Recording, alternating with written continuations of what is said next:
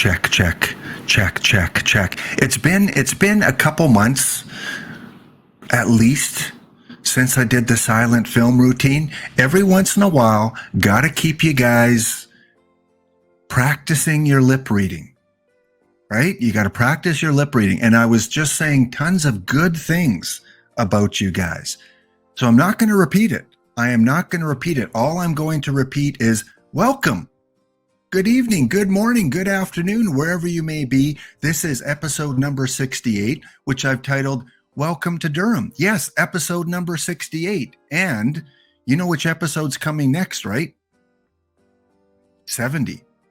Yep, episode 70 is coming next. So stay tuned. That will be very, very soon, as well as some other numbered episodes too. So welcome. This is titled Welcome to Durham, as we continue to look at the stomping grounds of one of our subscribers a little bit later on in the episode. Welcome, Aussie Different 9. Wow, haven't seen you around before. Welcome to the channel. Wildcat, BINGO, and Bingo was his name. Oh, welcome, IBDB, and Boing Boing. Yes, that might be better left to the silent films, because don't want to say that. So, all right, welcome guys. The math checks out. Yes, we are on episode number 68 as we get through these last few weeks of OOTP 23. I know we're all itching for the new version to come out. We always love when new content is released. And now we got to kind of get through the next 6 weeks and tweak the teams that we do have. There are still about 6 more perfect team trophies to give out, so that will still be going on. I don't know the OOTP schedule for the official streamers. Of course, TJ is scheduled to be on tonight. He took last week off, maybe because it was Valentine's Day, and should be back on tonight as far as I know. I don't know about the Thursday stream now. That's kind of the new content stream. I don't know if Dish and the team have anything planned for Thursdays anymore. But of course, Friday is the showdown. Sunday is the Perfect Team World Series. So you still will have an opportunity to get drops, silver drops, at least on Tuesdays, Fridays, and Sundays, as far as I know. If anything changes, I will let you guys know. Again, we are looking ahead to the other 2 teams that we didn't cover yesterday. We're going to cover the Gladiators. We'll check in on the Jim Unknown Blue Jays. We will go through a perfect draft. We will play the Wheel of Destiny. Yes, we will spin that wheel and see which 2 teams face off today. Not going to play the 30-second countdown today because I want to test something out. I'm still getting these muted for playing kids' music from a 1 to 12 kids program, like a leapfrog kind of thing from Spotify. So I'm going to check out and not play the 30-second countdown to see if that happens with this episode here on the VOD. It's pretty easy process. I just appeal it and they take the mute off within 12 hours. So I do get that taken off because I simply say, I'm not playing what you're stating that I'm playing. If you're going to accuse me of something, I might as well play some AC/DC or some hard rock and roll and get accused of that. But I'm not playing, leapfrog music, series 1 to 12. So I'm going to try not play the countdown today and see if that was the thing that was triggering it. Could be the same music they play there. So welcome in. Hope you're getting your drops today. Thank you again to the recent follows yesterday. Maxwell Hammer 2, thank you for the follow. And Dark Side Indie followed towards the end of yesterday's stream. Thank you for the follow too. All right, you guys have been posting your weather, and yeah, that's kind of a little sub kind of bonus. You can check out your weather in Edmonton right now. It is minus 17 degrees Celsius. Yeah, got to put on the long johns. If you're old enough, you know what long johns are. Back in the day, us Gen Xers and boomers had to wear the woolen kind of long johns on cold days like this. And that is 1 degree Fahrenheit, just to give you an idea. So those of you that are enjoying your 70 and your 64 degrees Fahrenheit, yeah. Hey, at least it keeps me indoors and it allows me to stream. Otherwise, I'd want to be out and walking the dog and throwing the ball around and all that kind of stuff. But we don't do that in minus 17. And it's going to get minus 27 tonight, minus 22 tomorrow. And look at that. We go from minus 17 on Friday to minus 2 on Saturday. And then snow on Sunday. That's Alberta weather. It can just change like that. From day to day. Unlike a lot of you who, whether you stay kind of consistent, right now, Panama, Port-au-Prince, Georgetown, Havana, Cuba, and all those Central American places have the warmest temperatures. Miami sitting at 81 degrees, and Cubs fan Steve enjoying a nice 76, probably having a nice iced tea. Whereas in Canada, on days like this, we have coffee and we make sure it's hot and flavorful and doubled in terms of caffeine because we need it to get through these winters. So enjoy your nice iced tea, your lemonade, whatever beverage you may be enjoying in 76 degrees. Cubs fan Steve, Houston at 75, Jackson at 73. And when we get a little further down the chart, Oklahoma City, where Wildcat Bandit calls his territory. Just don't mark your territory, just call it your territory. He's sitting at 55 degrees Fahrenheit, nice temperatures there. And in the cold, we got Baker Lake, Pond Inlet, Eureka, and Alert. Well, again, these three places up in northern Canada are the cold spots. If you are a betting man, it's probably going to be like that tomorrow and the next day and the next day. Edmonton a little further up on the list, showing at 0 degree Fahrenheit right now. So we're not even in the bottom 10. Yep, life in Alberta for sure. Chicago at 27, a little bit cool there. Milwaukee, 21. And the rest of them tend to be Canadian cities. We are in a cold snap.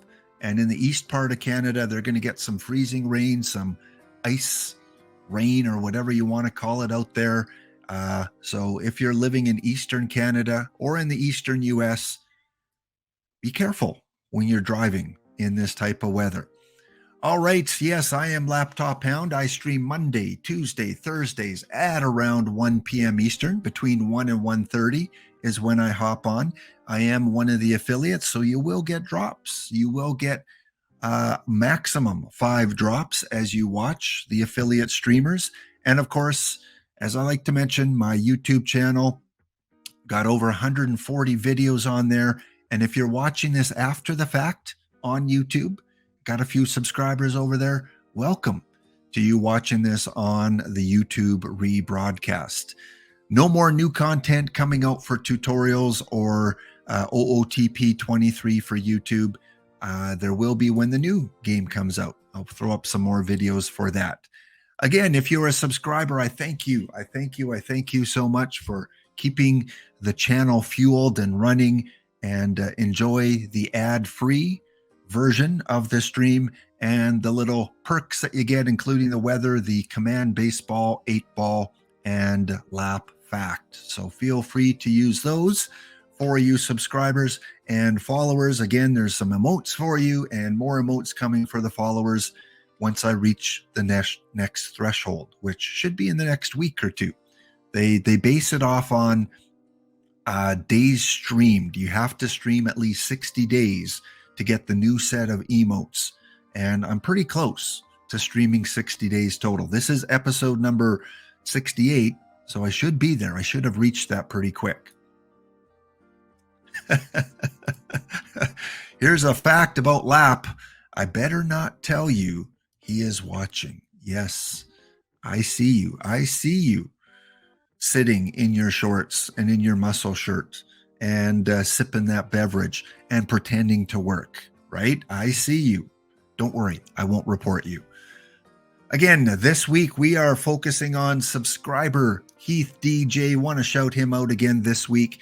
for subscribing to the channel. He's gifted 6 or 7 of you guys subscriptions as well for 1 month. Remember, if you're a Prime member, you can subscribe to any channel for free. Doesn't cost you anything, but it helps out the channel in just a little way. So if you're a Prime member, or whether you're a Tier 1 subscriber, thank you so much. And yeah, a little bit more about the area that Heath kind of grew up in and lives in right now in North Carolina. Again, Russell Wilson played baseball there, played football. Trey Turner, Nolan Arenado, I believe, played in North Carolina. And of course, Chipper Jones played for the Durham Bulls at one point. So the University of North Carolina, Greensboro is what we're talking about today. And that's the logo I've got up in the top part of the stream there. Again, recognizing subscribers. Yesterday, we talked a little bit, give you some kind of fun facts about North Carolina: Krispy Kreme, mini golf, Pepsi Cola, Vicks Vapo Rub, all originated in the state of North Carolina. And today we're going to focus on kind of the Durham area, kind of, again, Heath's stomping grounds. And we talked about some of the players that were born in Durham. 2 of the cards on the title card today: Bryce Wilson, member of the Pirates, and Possum Whited.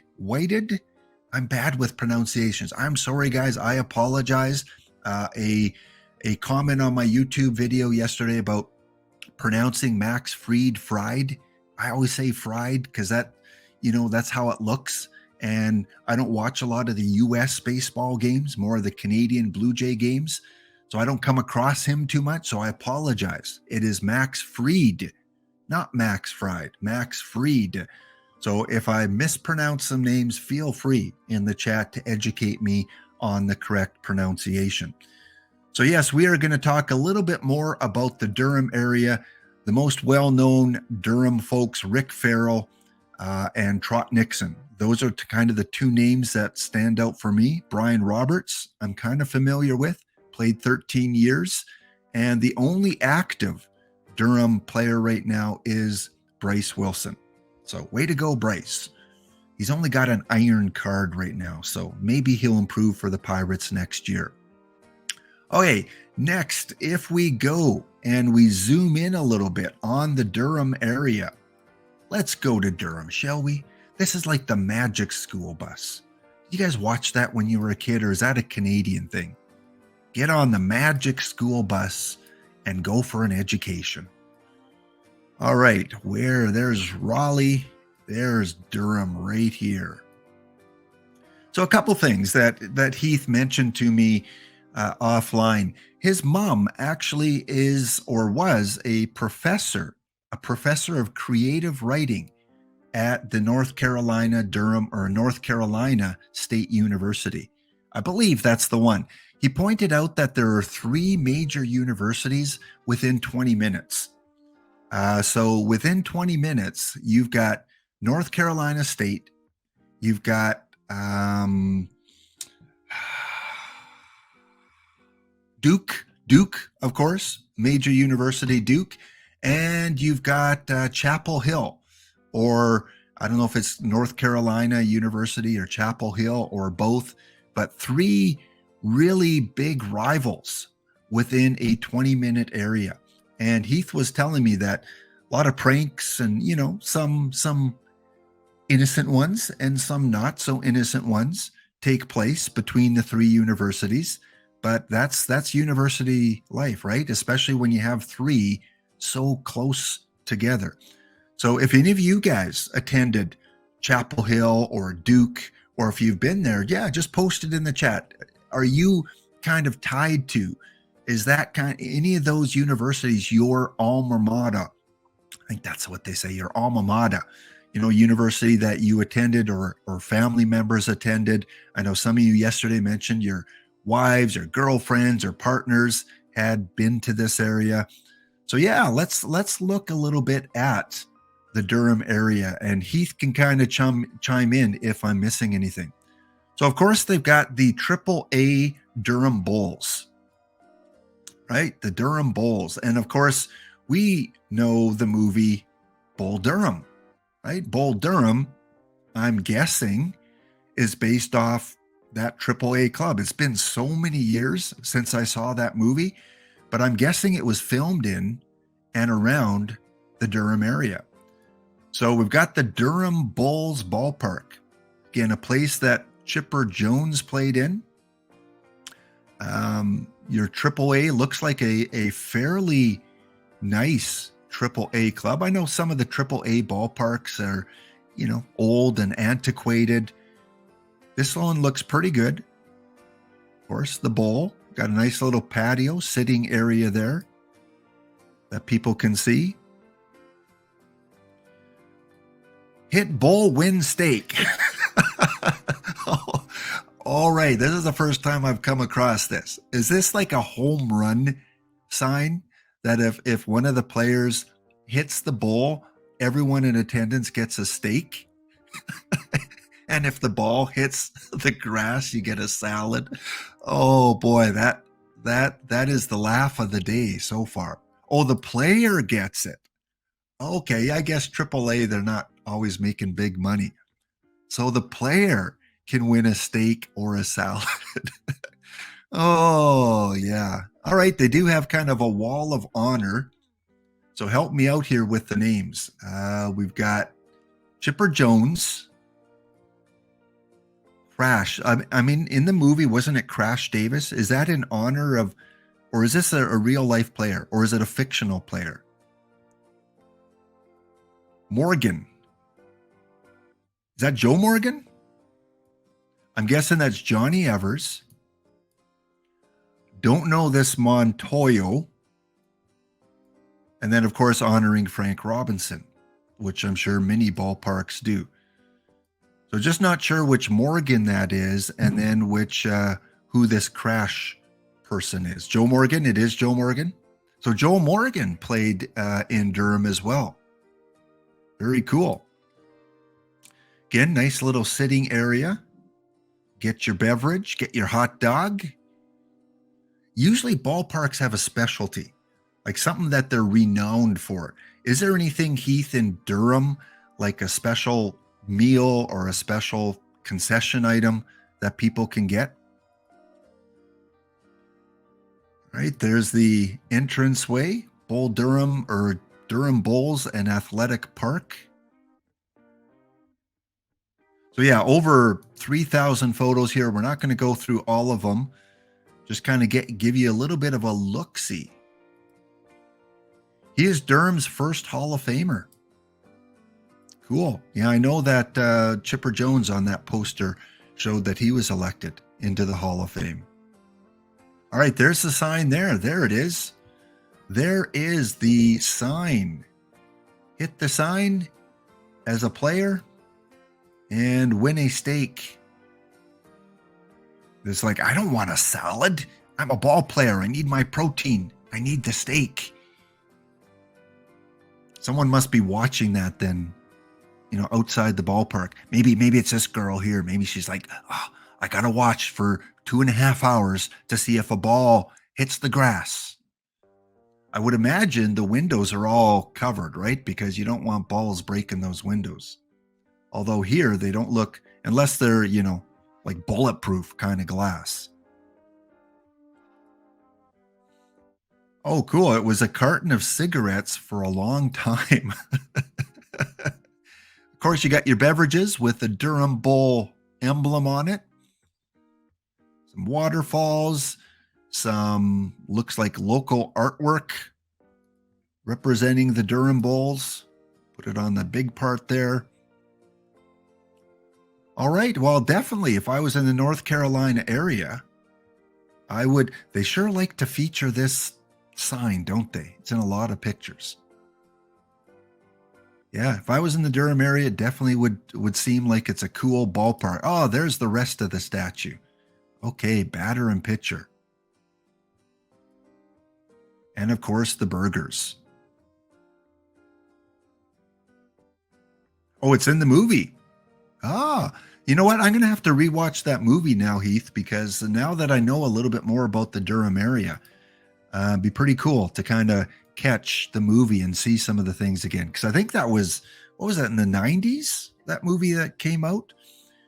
What else do we got? We've got, Heath mentioned that, he got his degree at North Carolina University, Greensboro, that one. And, he would do his tour along the certain area of Durham. And he gave me a few places to kind of bookmark here. Not the Chick-fil-A or the Cracker Barrel Old Country. No, a few more interesting ones. So let's go. They've got what's this one here again? Oh, just the city of Durham. Okay. Few establishments that I'm sure that Heath went to along the way. A lot of brewing companies. I think I saw a stat somewhere that per capita, it has the most brewing companies of any state in the U.S. per capita. Durham Performing Arts Center. Got a technical community college. And here is the North Carolina Central University. Of course, known for its university. Zoom in a little bit there. Of course, you got to have a Starbucks in the local university. And I think that was about it that I bookmarked for Durham. Oh, no, there were a couple other things. Yeah. Duke University. Of course, we know Duke always seems to be doing well in the March Madness tournament. So there's Duke University. And there is an area just to the west, the Duke Lemur Center. So yes, look how cute that little lemur is. So yeah, the Duke Lemur Center that you can access if you're in North Carolina. That just looks scary. I don't know how vicious these are. Are these guys like really vicious? Do you need to be scared of them? I know one thing that one of our pets is a sugar glider. I don't know if you guys are familiar with sugar gliders that are kind of native to Australia and New Zealand, I think. But yeah, Clay, they do look vicious. I mean, this guy looks like he just woke up on a Monday. Don't mess with him. That's cool. You can visit the Lemur Center. And what else do I got bookmarked down here? North Carolina State University, the ballpark. I think that's it that I had bookmarked. So we'll take a look at Raleigh, which is kind of the capital city, and some of the cool things that Heath mentioned out about Raleigh. We'll look at that. What's in Raleigh? Oh, the larger primate center in Raleigh. Yeah, I got a lot of things bookmarked for Thursday for Raleigh, but there is your look. I don't know if I think all the establishments that you talked about and the coffee shops you mentioned, Heath, I think those are in Raleigh. So we'll talk about that on Thursday. All right, so there you have a look at Durham, Bull Durham, and the movie Bull Durham. If you haven't watched that for a while and you got some time, maybe go check it out and see what it's all about. And on Thursday, we'll go and visit Raleigh. All right, we are on an ad break right now. So for those subscribers, you caught all of that, but we only missed about 30 seconds. So we're going to wait until the ad break is over, and then we'll continue on. So we will be back.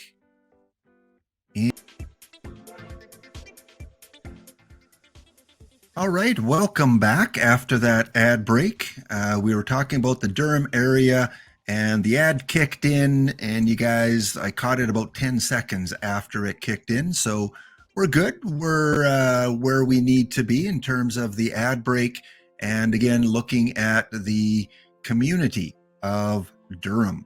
So on Thursday, we'll take a better look at Raleigh, which is the capital city in North Carolina, and some of the cool sites that you can see if you're ever in that area. Again, guys, welcome to the stream. This is coverage of OOTP and many other things as well. And again, no giveaway at the end of today's stream. That is on Mondays and Thursdays. However, today, the winner of our tournament will receive 5 packs. So this is our Tuesday tournament day. And there is only kind of one tournament that we can kind of get involved in today. Let me switch over to OOTP. So right now, there's one of the 16 team tournaments has 12 members. One has 4, and then there's an empty one with 8. But my math says that we can get more people in the tournament with 16. So I'm going to target the one that is ID 437. 437. Get involved in that one. Sign up for it. And in the chat, if you want to be part of the tournament, I need you to declare that you are in with your team name that you have entered with. So whichever account team you have entered with, get in the chat and declare it, because there are 4 teams already in there. And if they happen to win, they don't get the packs because they're not likely in the chat. So enter into that one, guys. Let's get that one filled pretty quick. Hopefully you have an empty slot. And again, our reigning champion is Fanatic. Gristle Whistle has won 1. Heath has won 1, the first one that we did. And I can't remember who the 4th winner was, but we've had 4 winners so far. So get involved. I am going to draft my team so you guys can tell me what a horrible job that I've done. We've got Puyallup is back in looking for revenge against his rival. We've got Mr. Rees in with the Fighting Amish, Wildcat with Team Oklahoma, Heath with Doc Ellis. Fanatic is back to defend. And Cedarites with the Hartford Dark Blues. All right, so let's go and draft. This is Modern Era. You guys get a peek at who you have to go up against, and look at that. Look at that, guys. I apologize that I have such a great opening choice of players. Now, of course, if you're in the tournament, you're not going to want to tell me which ones to pick. You're not going to tell me that I shouldn't pick Willie Mays, right? Willie Mays? Yeah, exactly. Yeah, I knew it. I'm on to you, Mr. Audit. And congratulations, by the way, Mr. Audit, making the finals of the Masters Series and taking home a shiny Dan Brothers. Congratulations, Epa Rixie to the winner, and Dan Brothers, and many other cards. How are you finding those playing right now? Are you finding any of them really are at that Diamond Perfect League level? All right, yeah, sorry guys, you're going to have to deal with Willie Mays. Now it's a question of Gagne, Spawn, or Diaz. Gagne. Look at that. Look at that synchronicity, one above the other. Mays and Gagne. Oh, this is not all perfect either. Okay. Now I'm on my toes here. Ooh, what do we got next? I guess we're going to go with Modern Era. So 67 stuff for a starter. Yeah. I'm going to go with Ty France because, hey, top bunt. And Kirk because, hey, top bunt. Dave LaRoche was a great pitcher early in the cycle. Like, he was meta early in the cycle as the top reliever until Tug McGraw came out. All right, France and Kirk. Was it really? I think you're fooling me. I think I saw the milestone there, Bandit. Nice try. Nice try. For that, I'm going to sweep you when I come across you. Yes, you are going to be swept in 3 games, not 4, 3. Actually, I think this is best of 5. So, best of 5. Well, I've heard of this guy before. Baby Ruth, who got his nickname in Lafayette, North Carolina, because he was adopted and his teammates called him Baby because he used to fool around on the elevators in the hotel room. Yes, he was given the nickname Babe by his teammates in North Carolina. So we got to take him just for that. And Anthony Rendon or Al Rosen? Ooh, that's a tough one. Dale Murphy. Can I get one free piece of advice here? Who is the next best player? So you tried Brothers. He isn't better than Yaz. Unfortunate. Fanatic, you were the champ yesterday. I am going to trust you as a upstanding OOTP citizen, and I'm going to trust that Rendon is the pick here.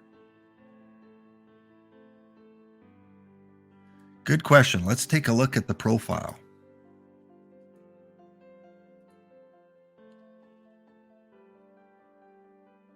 Yeah, Rosen definitely. Well, they're both splitty, but Rosen definitely. We're going to go Rendon. Rendon and Ruth. It just goes together so well. Rendon and Ruth.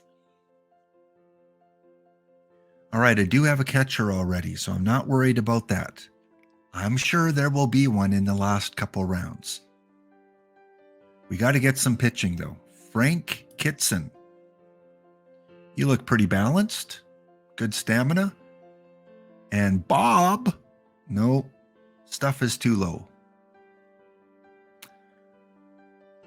All right, let's go with Greg Vaughn. Greg Vaughn and Frank Kitson. Oh, you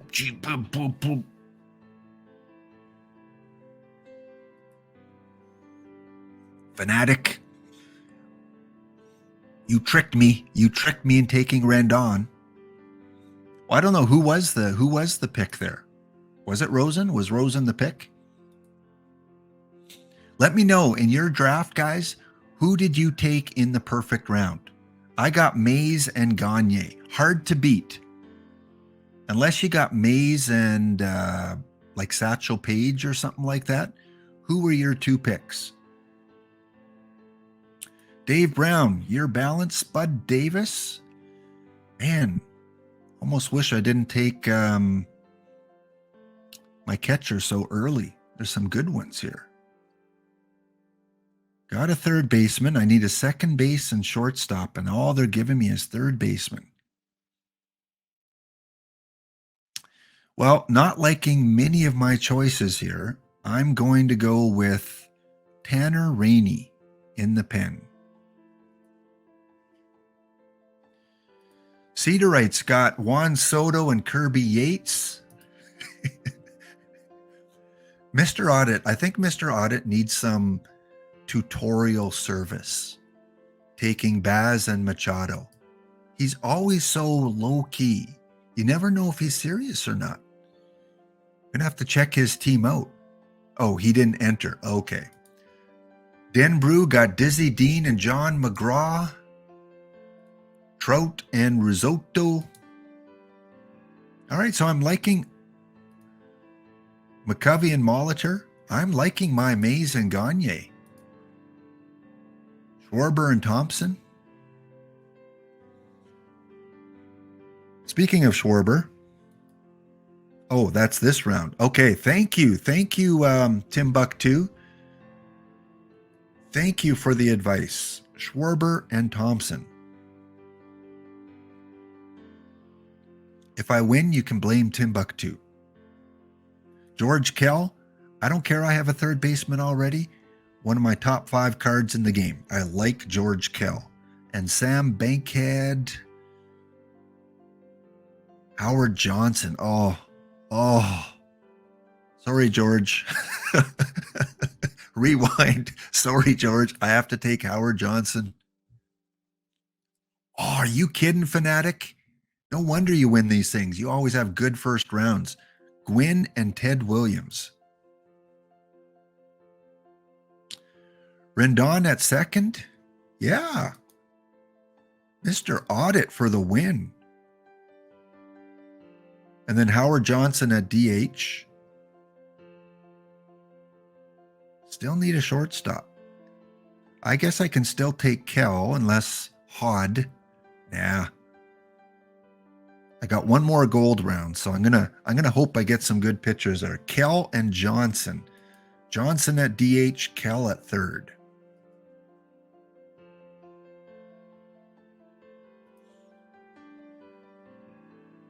All right. Where are all the pitchers I wanted? I don't see any other than Jeff Zahn.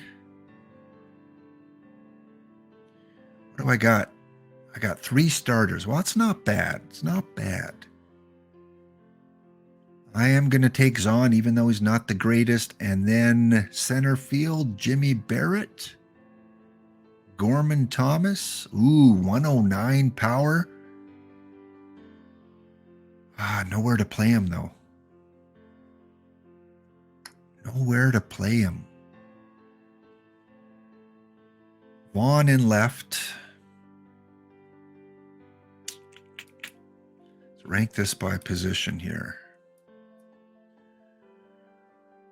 Ruth, left or right. Vaughn in left. Schwarber. Yikes.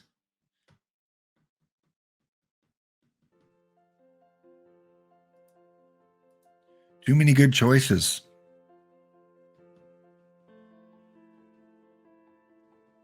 All right, I'm just taking best player. Fit him in whenever he can fit in. All right, next silver round, we're going to take Archie Vaughn. Yes, Archie can be my shortstop. And Kyle Hendricks, I think.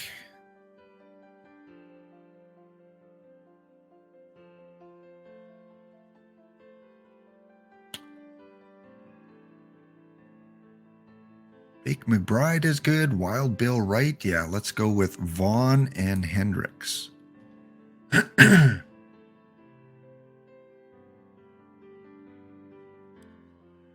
am I missing? First, second, third, short. Infielders, a catcher. Take Jocko.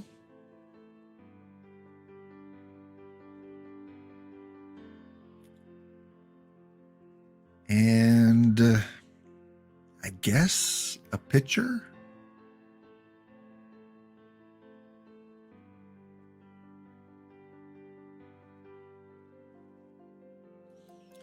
Let's go with Ted Strong. Tanner Hook. What do I got? 7 pitchers. I probably need 5 more. Maybe 4. Yeah, I don't need any more outfielders.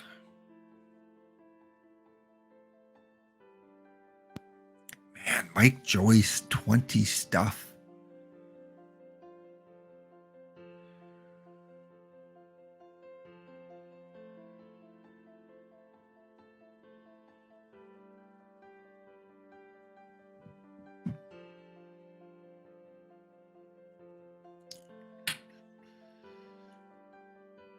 Yeah, I'm just going to go Ted Strong. Ted Strong. All right, Fritz, not really. Bob Patterson. Boy, these pitchers are bad.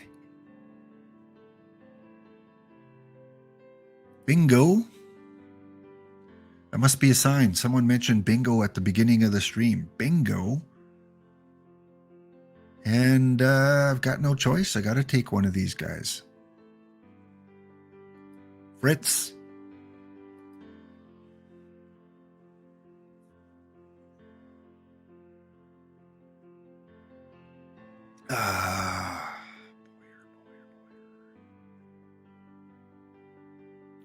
All right, Hal Jeffcoat. 2-way player.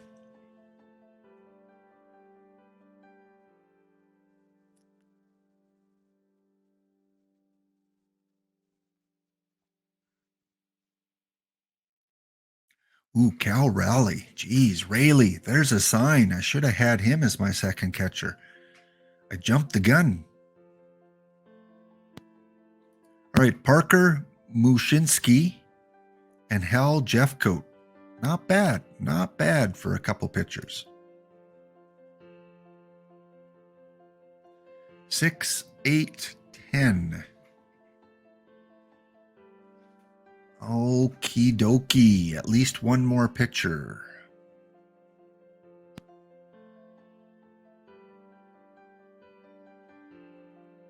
Sam McDowell it is. Yeah, I'm nervous too, Mr. Audit. This has been a good start, not a great finish. Third base, shortstop, although I do have a lot of utility guys.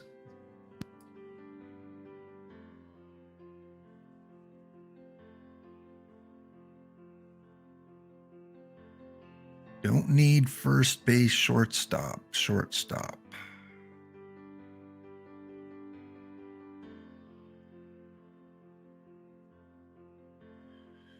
All right, for defense, there we go. Jeff Bloom. Well,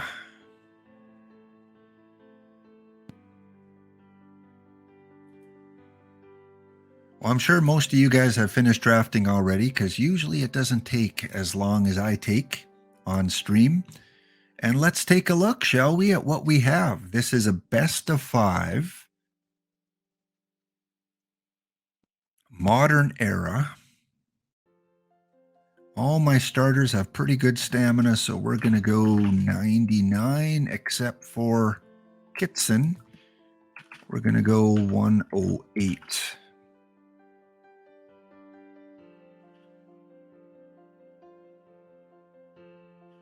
Oh, the last 2 tournaments, I made the Final Four, and then I lost to the eventual winner.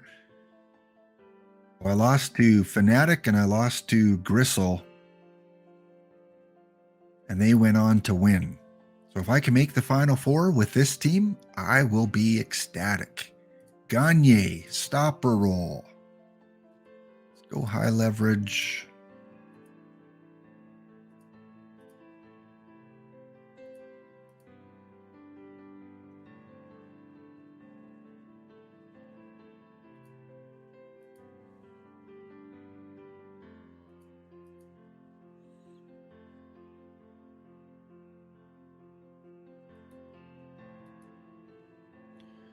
All right, now we're just playing around a little bit. And hitter-wise, as many of us know, you can't just let the AI dictate because they usually go for best defense and don't always put the best players in.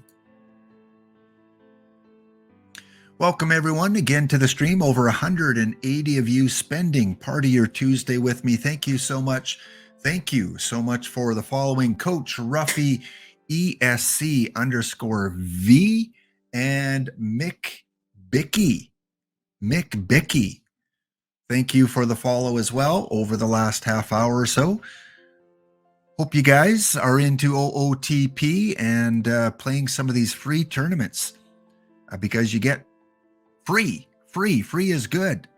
And you can get some tournament cards and sell some duplicates on the card shop. I know many of you are really good tournament players and have a lot of success. So I play a lot of the free ones too. Try and get those cards, try and get those packs. And you don't need to own these cards. In the perfect drafts, you get a choice. You get to build your team. The traditional tournaments, you do need to own the cards, but not the perfect drafts. All right, is anyone missing versus the lefties? I don't think so. Jocko Milligan, Bingo DeMoss, Mays, France, and Kirk. I'm going to move Kirk up a little bit. Home run-wise, Mays, Ruth, and Schwarber. Mays, Ruth, and Schwarber. Yep, I like that. George Kell, Arky Vaughn. I like that. And versus the righties, Mays, Kirk. Yeah, no big changes there. Ruth Schwarber and Mays. Ruth Schwarber and Mays. Definitely, if this was a league team, it would need to be improved and get more platoon kind of situations. But in a tournament, we can let it fly like this. Milligan, we will have you come in every fourth game. Vaughn, you can come in every fourth game.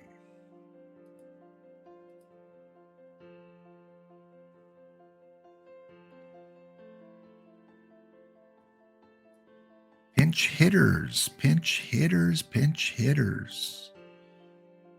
Thomas Vaughn Milligan, Thomas Vaughn Milligan.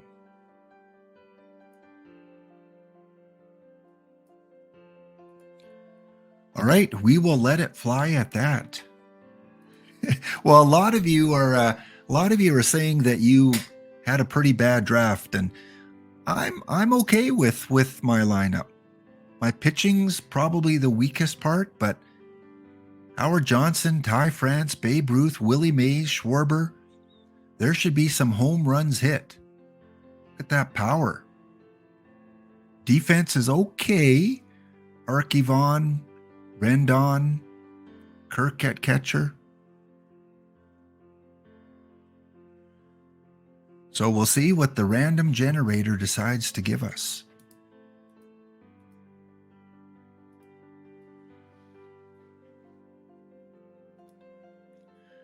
All right, is the league underway already? Yes, it has officially fired up, so that's great. We should be able to find out some results before the end of the stream. Again, if you are in the tournament, make sure you declared.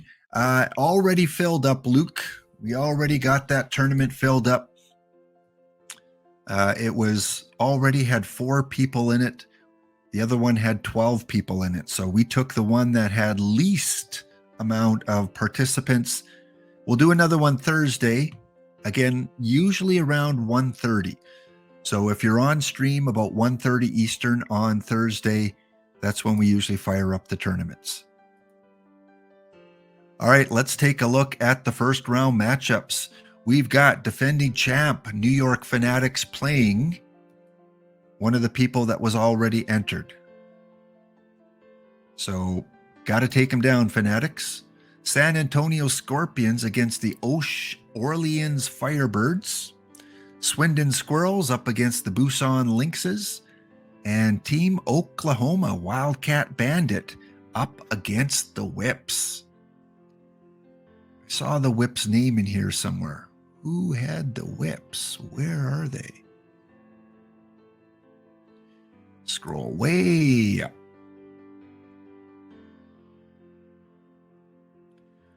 Ooh, Brydav. Brydav is facing Wildcat Bandit. My Gladiators are taking on Richmond. Then we've got Puyallup taking on the Eagle Pinstripes. Hartford taking on the Fighting Amish. And Doc Ellis and Heath taking on Dunson Hill Smokers. So Tom is taking on the Lynxes, Ozzy and his West Enders. Oh, that's who I'm up against, Ozzy. All right, Ozzy, let's take a look at your team.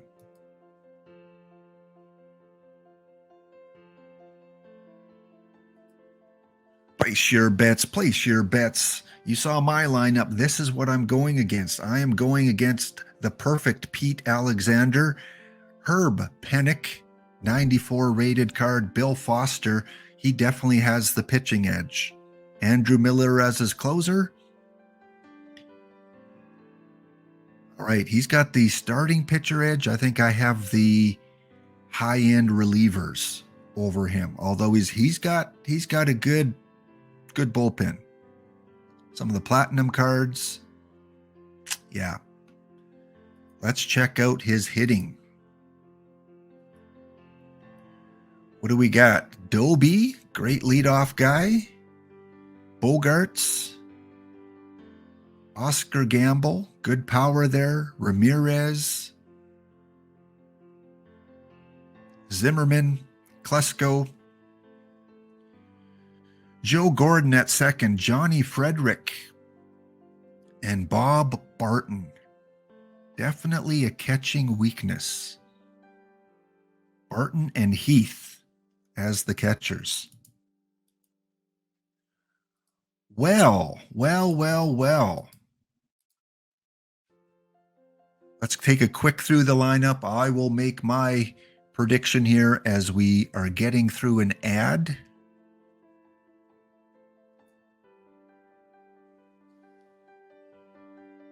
Ten seconds left in the ad. So again, subscribers, a little bit of bonus coverage.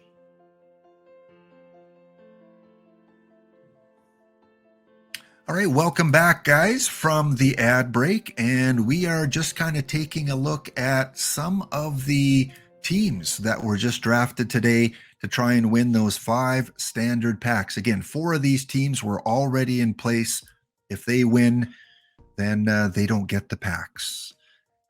We will take a quick look, try and predict who has the best team. Of course, you saw my team here with Gagne, Mays, Kirk, Ruth, Rendon, France, and Rainey, Schwarber, Greg Vaughn. I like it. Going and taking a look at the links. Guerrero, Martinez, Mattingly, Hornsby. Yeah, not too bad. Not too bad. Doc Ellis, Johnny Evers, Pedro Martinez. Johnny Evers, who has his number, I believe, on the Durham Bowl Wall of Fame. George Sisler, Honus, Suter, Vern. You got Vern. Yeah, you can't go wrong. Third baseman or shortstop. One of the premier cards early in the game. Still probably can play. Spotwood Poles. All right, you got a lot of the high-end early cards. Great defense, great speed. Dunstan Hill Smokers. Dizzy Dean, John McGraw, Suzuki, Mattingly, Napoli, Penny, Silver, Sammy Sosa.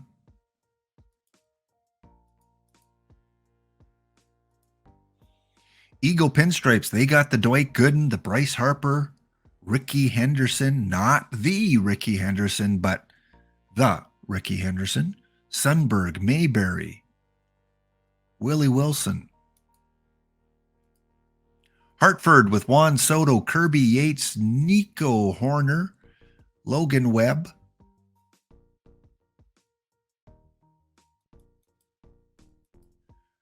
Defending champ has Tony Gwynn, Ted Williams, Al Rosen. The guy that I was offered. And Fanatic said, Lap, take Arenado. And then he goes ahead and takes Rosen. While the only way we can play each other is in the finals. Spud Davis. I think that's a pretty strong team. Yeah. Going to be in contention. Barry Larkin, Juan Soto. A couple of you guys took Juan Soto. Donatrell Willis, Al Lopez. The Whips. Brydavs, Whips, Sam Crawford, Stan Musial, Mark Pryor. Jimmy Collins, yeah, that's a strong team. Kirk Gibson. They are going to be a contender for sure. The Fair, Willie McCovey, Molitor. So probably didn't get the best choices for perfect cards. Royschel, Mazeroski, Paul O'Neill, Silver Paul O'Neill. Still a really good card. Really good card. Silver Adam Jones, great in center field.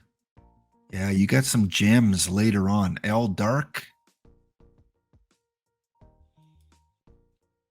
Looking good for the Fair. The West Enders, the team that I think I am taking on. Alexander, Gordon, Miller, Pennick, Bogart, Zimmerman, Doby. I think I can take you. I think Ozzy, I think I got you, Ozzy. I think I do. I'm going to have to steal a lot on you because your catchers don't look that strong. San Antonio, Oscar Charleston. Oh. Ooh, the first we've seen, the first Babe Ruth. I would have been a lot more scared of that 2 months ago. Hal McRae, Tulowitzki. Yeah, some decent cards. Charleston and Ruth, man, that's a good base to your franchise. Red Ames, Jim Tomei, Rosen. That's the third Rosen we've seen. Darryl Strawberry. Oh, Lloyd Mosby. Lloyd Mosby gets some love. Watch him hit like 400 now. The Squirrels, Pete Rose. There's our first Pete Rose. And another Juan Soto. I think this is the third or fourth Juan Soto. So you guys really like, ooh, look at those uniforms. Woo! I put on my sunglasses.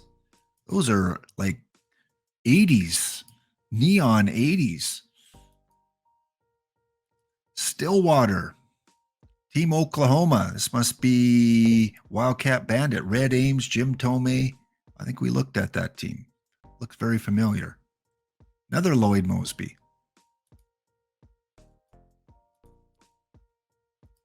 Who's on first? One of the teams that doesn't get packs because they had already entered, so they're not in the chat. This is the team Fanatic is taking on. Got to take him out, Fanatic. Mookie Betts, Corey Kluber, Jack, you know who. And finally, the Fighting Amish. I think this is Mr. Ree's team. Yep, Mr. Ree and the Fighting Amish. Rizzuto, Trout. Well, you got a stud there. Rizzuto. Shortstop. David Ortiz. Yeah, you got some really good power movement guys there, Mr. Rees. This could be a sneaky good team. Oh, you got the 99 Gagne. All right, yeah, we will let that play out. The first sim is coming in about 30 seconds, so we'll check out the first game and then we'll leave it and we'll go on to the Rocky Mountain Gladiators. All right, let's take a look. Ozzy, I'm sorry, Ozzy. I really am. I'm sorry. You get to go up against Willie Mays. It was the only Willie Mays that I saw on any of the teams.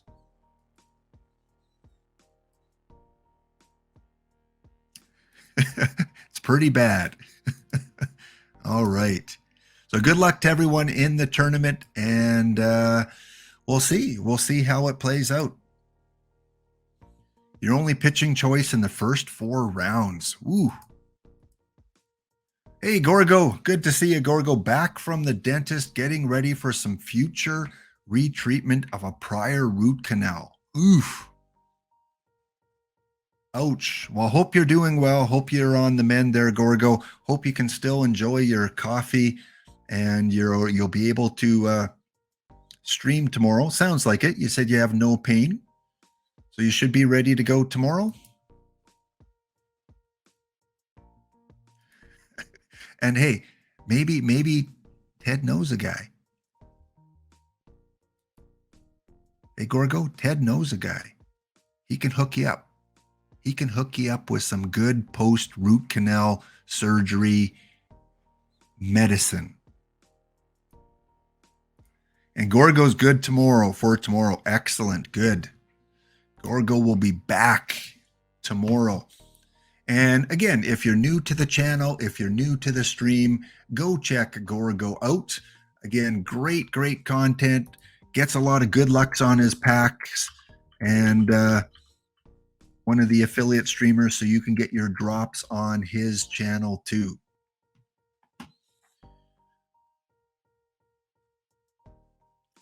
Someone say they just got Cobra knee replacement is complete. Wow. Geez, we got root canals. We got knee replacement.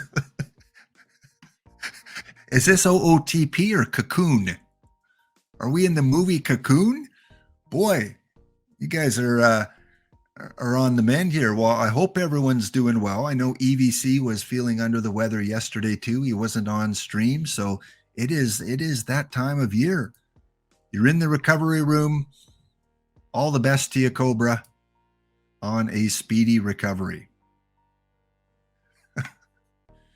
Oh boy. All right, the first sim is in. Let's check out the first result against Aussie. We won't watch the highlights. We'll just look at the box. Is this a game log here? Yeah, let's look at the game log of this first game. 0-0 after 1. Rocky Mountain in the top of 2. Rendon takes a walk. He steals second on a throwing error. He goes to third. And George Kell singles. Rendon scores, and then Howard Johnson, a 2-run shot. 3-0 Gladiators. In the top of the third, Babe Ruth singles. Willie Mays singles. Kirk singles. Rendon doubles. So thank you, Fanatic. In this game, at least, Rendon has proven his worth. A walk and a 2-run double. 6-0 after 3. Same after 4, same after 5. 7-0 after 6. Oh no, Aussie, I apologize. 12-0. Kirk a 2-run shot. Howard Johnson a 3-run shot. Ouch. I didn't know it was going to be that big of a score. A 2-hitter. A 2-hitter from Keegan Thompson. Tops bunt. Keegan Thompson throws a 2-hitter. Pete Alexander gets shelled. Howard Johnson, leadoff hitter, goes 2 for 5 with 5 RBIs, 2 home runs. Kirk 2 for 5. Rendon 2 for 4. George Kell, I told you I like this card. 3 for 5. And the only 2 hits, Doby and Bogarts for the West Enders. Yeah, I get the bad game out of the way, Aussie. Get the bad game out early. So first game winners, we have the Fanatic, we have the Scorpions, the Lynx, Oklahoma, the Gladiators, the Fair, the Amish, and the Day Trippers, all taking game 1.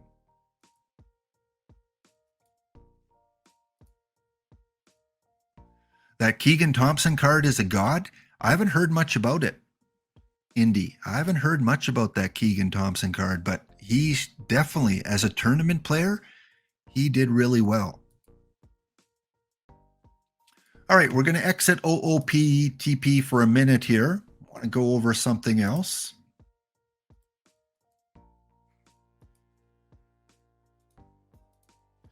Again, the winner of this tournament will get 5 standard packs, and we will have another tournament on Thursday. That winner will get 5 packs, and we will also do a random draw on Thursday. So giving out 20 more packs on Thursday's stream. Let's go and look at real baseball. What's happening? I know yesterday Cubs fan Steve was excited. He was jumping up and down in Orlando because his Cubs picked up Michael Fulmer and Cody Hewer. Actually, Cody Hewer placed on injury reserve, so maybe he wasn't jumping up and down too enthusiastically. Today, the Brewers, couple moves by the Brewers. They signed free agent Tyler Naquin A great bronze card, by the way, for your bronze tournaments. I think it was Plat 4. I think he was a Plat 4. And Luke Voigt is signed by the Brewers. So kind of close to Cobra's area. I guess Cobra's one of the closest to Milwaukee. A couple of name players signed to the Milwaukee Brewers. Top bunt star Luke Voigt. Yeah. You know you're desperate to find enough cards on one team when you put in Luke Voigt in Topps Bunt. And thanks, Naquan is a Plat 4 iron. Yeah, really good tournament card. Again, OOTP, if you're new to the game, download the Go version. You can play your teams, your tournaments, your perfect team on mobile, on Apple, on Google, on your tablets, on your phone. Go check out the Go version, a very useful resource. One of the things I love the most about this game is being able to play it on the go. If you're a hockey fan, you can check out their franchise hockey manager. Probably be a sale at some point on franchise hockey manager. Right now it's $46 Canadian, but they do have bundle sales. If you want the OOTP and the hockey, you can get that for 61 Canadian.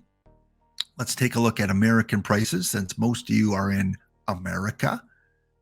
We don't want that for language. Oh, maybe we do. Choose country. USA. There we go. So $40 American for the hockey game, or $53.58 for the bundle. But again, these go on sale every once in a while. So, if you want to wait a little bit, you can probably pick that up for 30% off, even 50% off in the future. Again, join their Discord, go to their website, OOTP Developments. I'll drop that link in. If you're new to the game, that's a good starting point. Going to the forums and to the Discord. On the Twitter, on the Elon Musk owned Twitter, let's see what's going on there. Yes, here we go. This morning, DishNet posted in the Discord a survey. They want to know your thoughts on how Perfect Team went this year.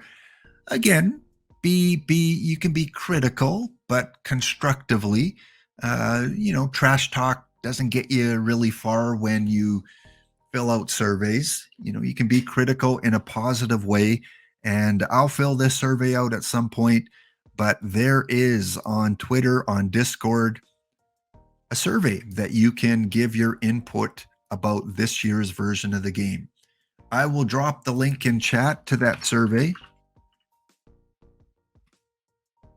There you go. That is something you should, put a few minutes into, because hopefully customer and community input will be considered for other versions of the game.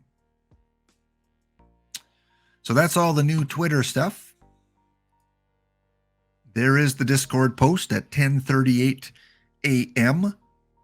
I guess 12:38 Eastern Standard Time. Dish posted that up in Discord. So yeah, please take a few minutes and fill that out.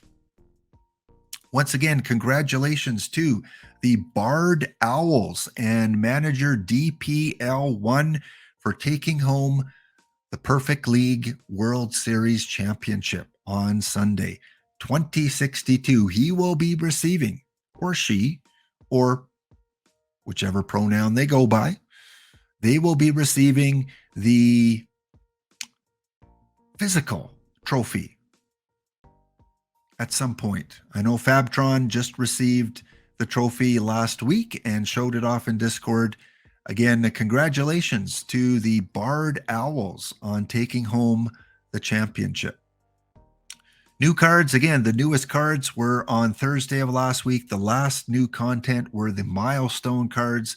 George Bradley, Al Simmons, Hank Greenberg, Gagne Smoltz, Willie Mays, and Pete Rose.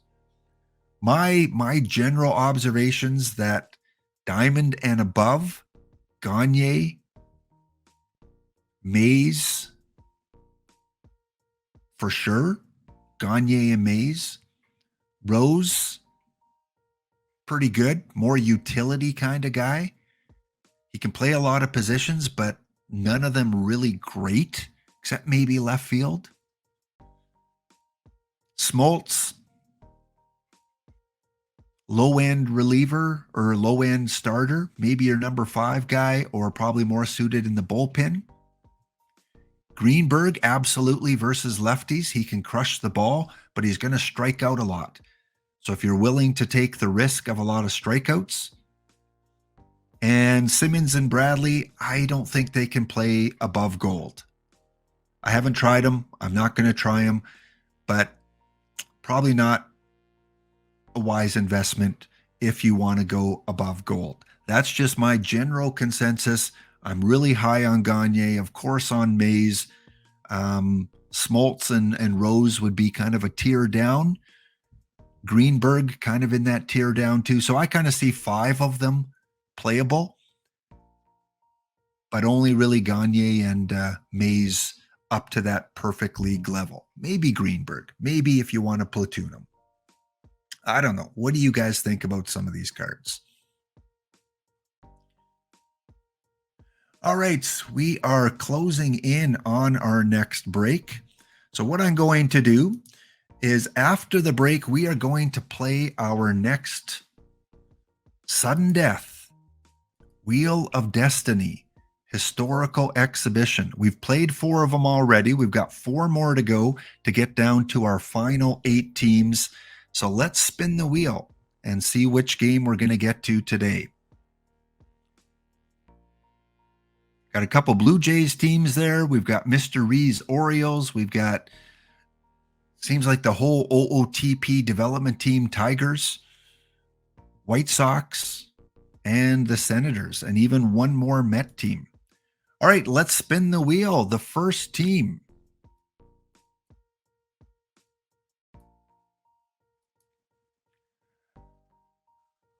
All right, from Canada, we've got the Blue Jays, and there are 16 Canadians watching right now. So we will have the 1992 Blue Jays. Let me program them in. So they are the last year of the defensive era. And of course, the team that I will be rooting for. And they will be going up against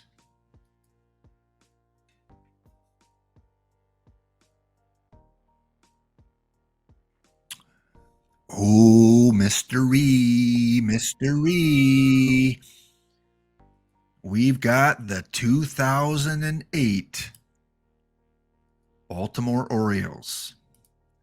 So modern times, 2008 Baltimore.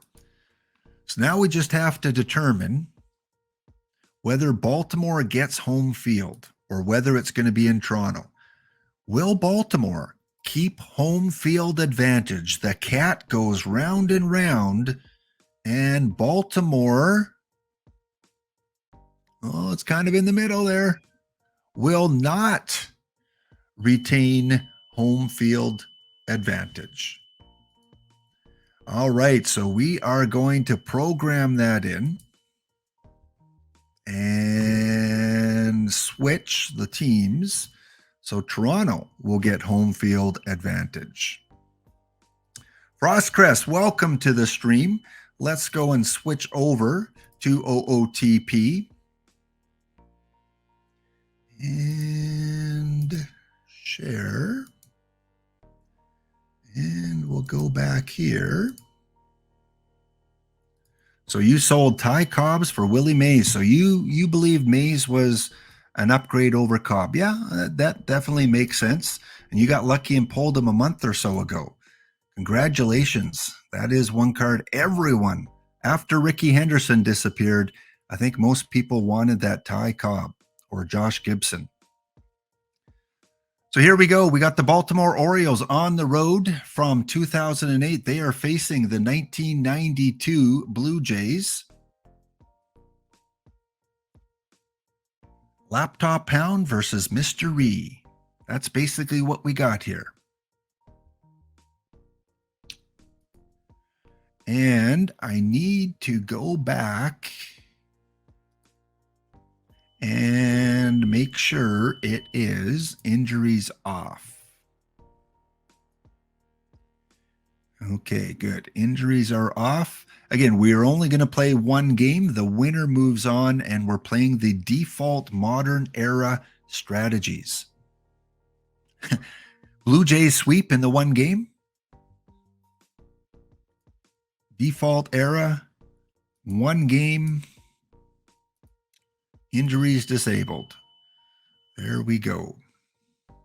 All right, I will set the game up. We have a break up here, guys. We'll be back in 90 seconds. Stay tuned. See you in a bit.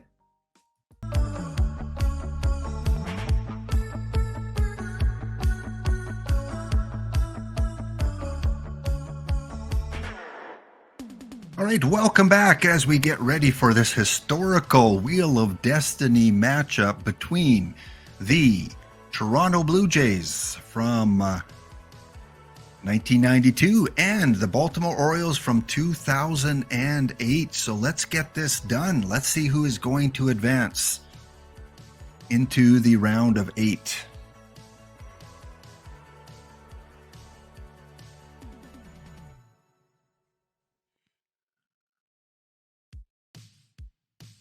All right, the starting lineups for the visiting Baltimore Orioles. We have Brian Roberts leading off, Adam Jones in center field, Aubrey Huff playing third base, Nick Markakis in right field, number 5 hitter Oscar Salazar, Luke Scott in left field, Ramon Hernandez will be catching today, and Alex Cintron will be playing at shortstop.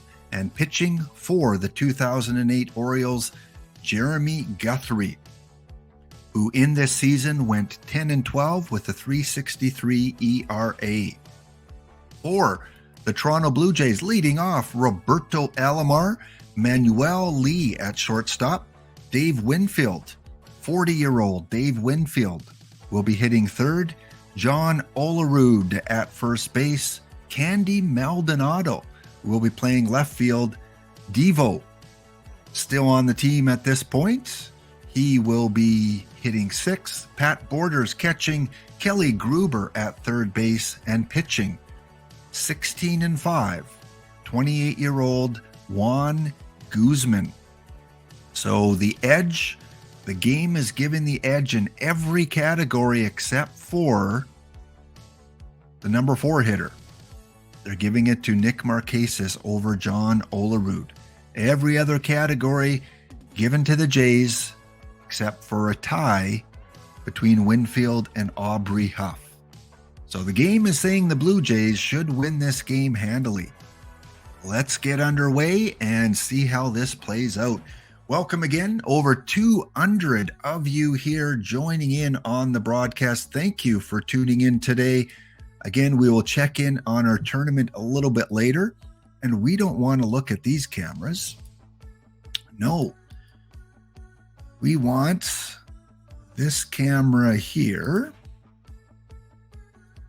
And this camera. And we'll go with that. All right, we are going to go until runners in scoring position. Nothing for Baltimore in the top of the first. Let's check out the Blue Jays. Can they do anything?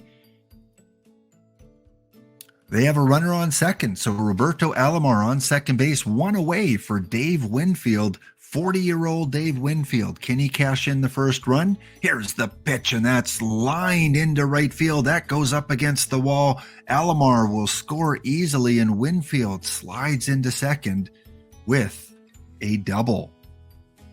Let's change that camera too. Let's go back to that one. All right, runners in scoring position after this play here. The Blue Jays, the second and third out of the inning. Will it be Candy Maldonado? He cashes in the second run, the second hit for the Jays. All right, we go to top of 2-0 Blue Jays.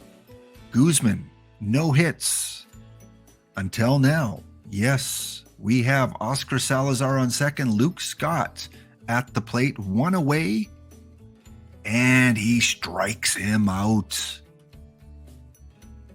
Ramon Hernandez, can he cash in the first run for the Orioles? It is a deep fly ball to center field, way back, but caught on the warning track. Almost tied the game up there. Top of 3 we go. And can the Orioles get anything going? No, we go to bottom of 3. And the Jays are in business. They've got 2 outs. John Olerud on first with his nice, beautiful mustache, which I don't think he ever had in real life. Doesn't show it there. John Olerud, Roberto Alomar on second, Candy Maldonado at the plate. This is a crucial... Oh, he beans him. He is hit by a pitch, and that will load up the bases. Jeremy Guthrie is struggling. Devo at the plate. He hits one deep. Oh, what a diving play by the Oriole center fielder. Andrew Jones. He's in there for a reason. What a great play by Andrew Jones. We go to top of 4. The Orioles do get something going. They have Aubrey Huff on second, Nick Markakis at the plate. No one out. And a walk. They've got some things going on here. 2 on, no one out. And that will bring up Oscar Salazar, the number 5 hitter. He strikes out. Guzman, 3 Ks on the day, 2 walks. He's given up 2 hits. Luke Scott at the plate. And he goes down swinging. Guzman brings the heat. 2 out for Ramon Hernandez, who hit a deep fly ball to center field last at bat. And this time, not as deep. An easy routine play for the right fielder. We go to bottom of 4. Nothing for the Blue Jays. Top of 5. Nothing for the Orioles. Bottom of the 5th. And we get a run. We do have a run. Did Manuel Lee hit a home run? Yes, he did. Not expecting that. Manny Lee, a 394-foot home run to give the Blue Jays a 3-0 lead. Not looking good for Mr. Ree's Orioles. With Dave Winfield on second, John Olerud at the plate, nobody out in the 5th, and a walk to Olerud, bringing up Candy Maldonado. Let's take a look at Candy. I remember him being on the Jays, but not for very long. Yeah, looks like he played parts of 2 seasons. All of 1992 and part of 1991. Hitting .272 and .250 in those 2 years. So I remember him, but he wasn't there a long time. He does have 70 power in the game. Let's see if he can cash them in. Yes, he drives it into the gap in right field. That goes to the wall. That should easily score Winfield. Here comes Olerud from third, and the Blue Jays. No, Olerud doesn't test the arm. Olerud stays at third base. Smart move with nobody out. Devo at the plate. He drives one to left field, going, but on the warning track, that is caught. Here comes the throw. Olerud scores from third, and Maldonado moves to third base. 5-0 Blue Jays. Lance Cormier on in desperate relief. Lance Cormier played in Arizona, Atlanta.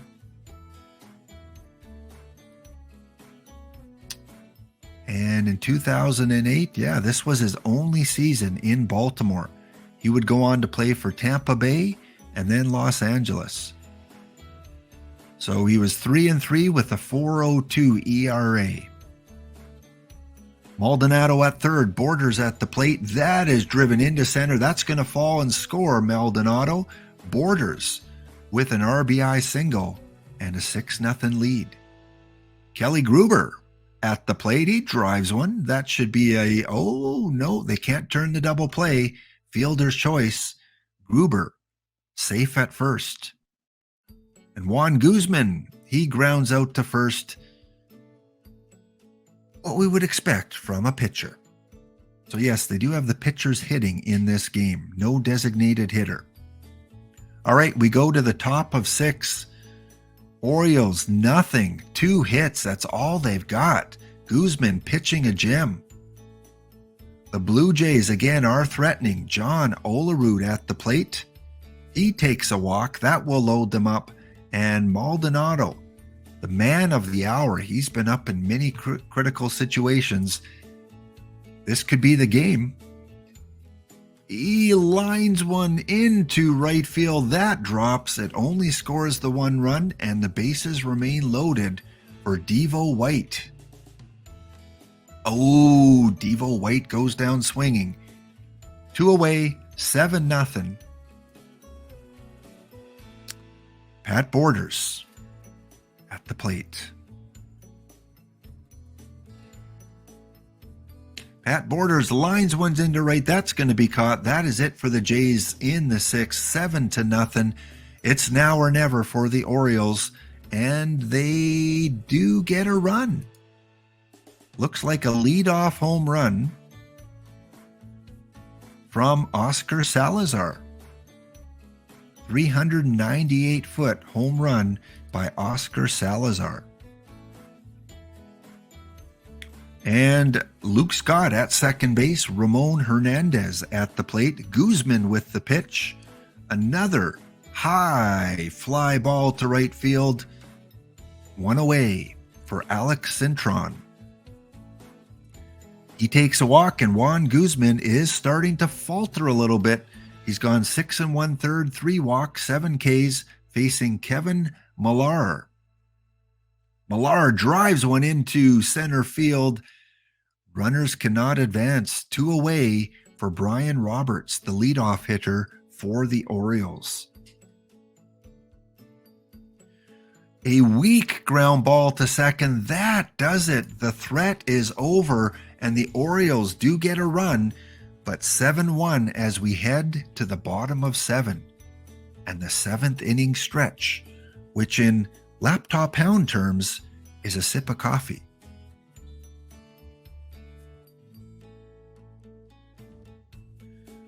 Denbrew, we started off with 32 teams.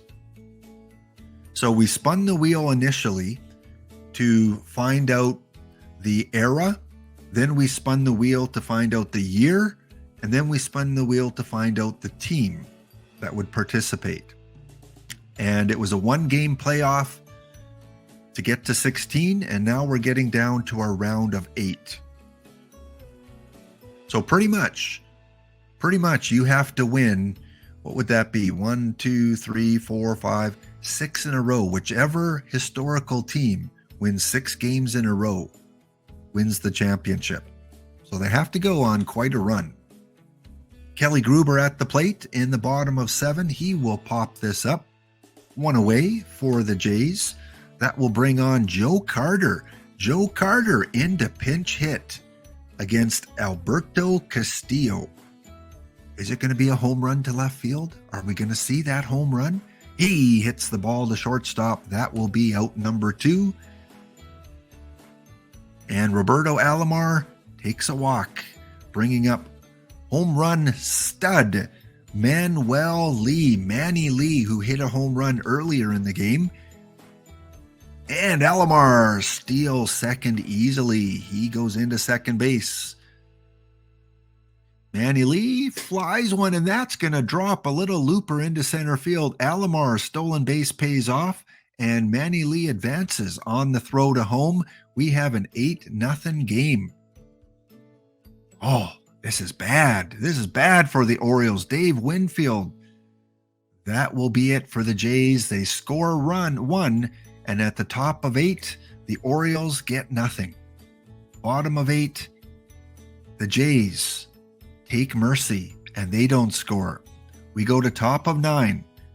Does Baltimore have 7 runs in them? Oscar Salazar at the plate. He lines one into right field, 1 away. Luke Scott, who's gone 1 for 3 in the game so far. Again, straight to center field, 2 away. Dave Stieb, oh, my favorite player of all time. Dave Stieb. How fitting that he comes in, not a save situation. So 1992, Dave Stieb was in the bullpen, 4-6 with a 5.04 ERA, only 96 innings. Look at this career. 17-14, 17-12, 16-8, 16-8, 17-8, and then 18-6 in his last year as a starter. And then he got traded. He got traded in 1993. Or did he get traded or did he go to the minor leagues? CHA, it looks like Chicago. And then back in 1998, 5 years later, he came back as a 41-year-old to Toronto. Wow. And he would pitch 50 innings in 1998. I did not remember that. So he played all of his career except for except for 22 innings in Toronto.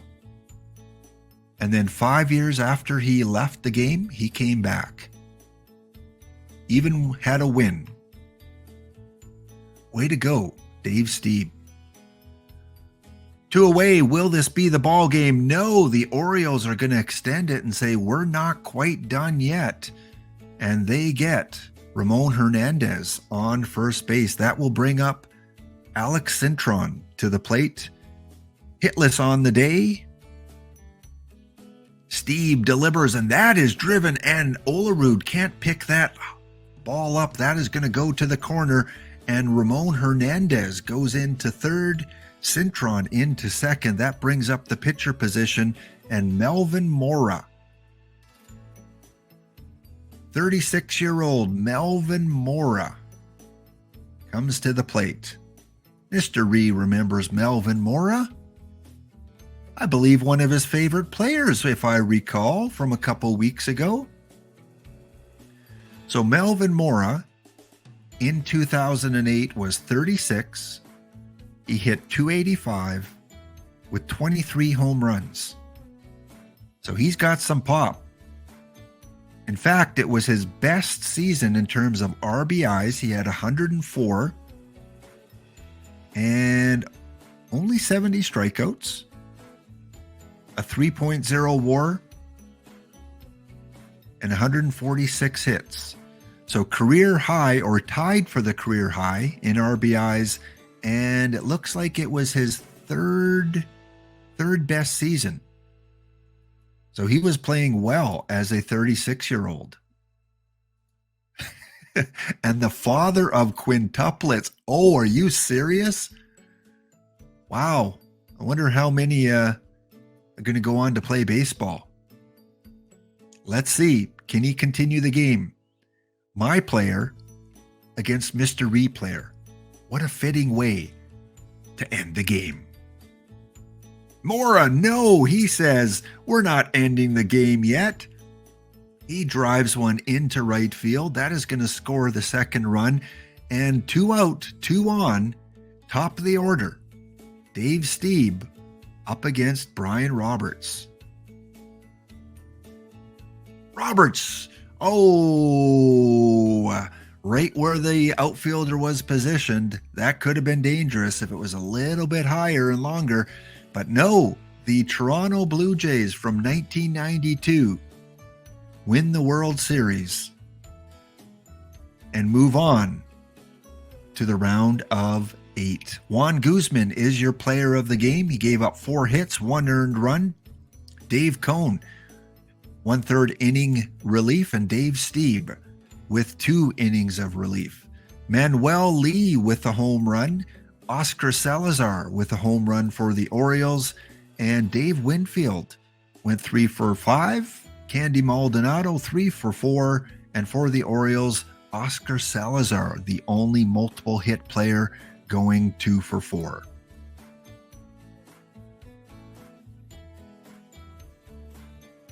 So there we have it. We have another Wheel of Destiny game under our belt, and we will do another one depending on time, either next broadcast on Thursday or at some time next week. All right, just before we get into our Gladiators and check out how they're doing,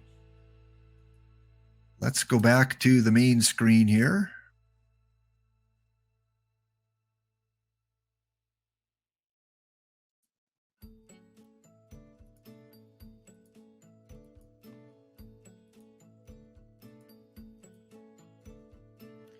And we'll get rid of the cat. Go back to this screen. So the Orioles have been eliminated, and they played the 92 Jays. So next game that we feature will be 2 of these remaining 6 teams from the round of 16. And once again, these were the 16 teams that won their first game. We're about halfway through this round now. The Americans, the 53 Reds, the 05 Tigers, and the 80 Mets have been eliminated. Now the Orioles as well. The 93 Mets, the 85 Mets, the 96 Royals, the 85 Padres, and the 92 Jays have all advanced to the round of 8.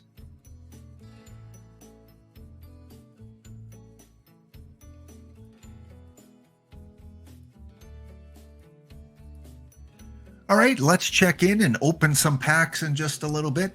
Again, thank you to all of you that are watching. Thank you to the followers today. Dark Side, Indy, Coach, Ruffy, ESC_V, and Mick Bicky. Thank you for following. You are now follower number 591, closing in on that 600 number. So thank you guys for following, watching. We'll do a little bit of Gladiator play here. We'll check in on the team, open some packs, go back and check out the tournament, and then we'll call it a day.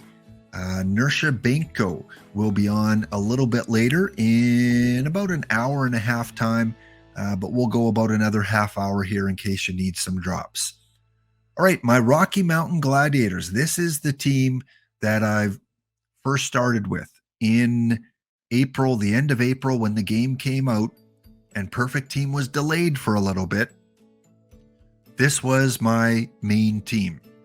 And as you can see, they've made the playoffs quite a few seasons, including the last 6 in a row, or 8 of the last 9. 3 championships. They've won 2 diamond championships, so they have been up to perfect a couple times for a cup of coffee, and they did win a gold championship. We started in the entry pool and then jumped right to silver. We never played iron. We never played stone. We never played rookie. We played 1 year in bronze because we were demoted after the first year. And everything else, 1 year in bronze, and everything else has been silver or above. Remember when the game first started, everyone was in entry pool. So the better entry pool teams went right up to silver. Silver was the highest level at that point. There was no gold league, no diamond league. Silver was the highest. So you had all these entry pool teams And the ones that were most successful went right to silver. And then the week after, they created the gold. And the week after that, the Diamond League. So it took about 4 or 5 weeks before we got our first perfect league set of teams. So yes, I went right from entry pool right up to silver, been demoted, back down, and then ever since then, pretty much I've been in diamond or perfect. Last time I was in gold was 2040. And before that, 2035. So yeah, they've had a pretty successful run. I've never been in perfect more than 1 week in a row. That's still a goal, but at least I got there, which was fun. And right now in Diamond 356, the Rocky Mountain Gladiators are currently leading the division at 22-13. Yes, I am ecstatic because I haven't checked in on them. The Sheboygan Sharks, run by Popple Flash, is half a game back. Heath's Doc Ellis Day Trippers running into kind of a little bit of a bad stretch, but he'll pick it up. And we play quite a few games coming up. We play late tonight, a 3-game series, and then early tomorrow, a 4-game series. So Day Trippers and Gladiators will be meeting up quite a bit over the next 24 hours. Cuyahoga. Well, let's call them the Clubbers by D. Horner, MB. D. Horner, that name sounds familiar. D. Horner. Was that the manager of the winner of the Master Series? That name sounds familiar. They are in the same division. They're off to a rough start, 15-22. And then at the bottom right now is N. Charman, probably Nick Charman. Nick Charman, Kemptville Warriors at 14-22. So that's the division. I expect Doc Ellis to be up there near the top. I think it's going to be a 3-team race for this division. And in our league, we've got some really good teams. We've got Regina Monarchs at 25-12. We've got the Orlando Kingsmen, a BFF team. They are in the same conference. My Jim Unknown Blue Jays, they're not quite as successful. They're 13-23. They're struggling. Erie Seawolves, Erie GM is in our league in the other conference and doing well, 23-14. So congratulations, Erie, off to a good start. And other than that, I don't recognize a lot of the team names. The Wolf Spiders, I've seen them before. 4-time Diamond champion. And Witt Merrifield Post Pavilion. They've got 5 championships. They are currently in 2nd place in their division. D. Dempsey. Excellent. D. Dempsey, you are Orleans. Where is the New Orleans Jazz? No. The Firebirds. There we go. Okay. Not in my conference, in the Gladiator conference, but you are in the Blue Jay conference. Look at your schedule.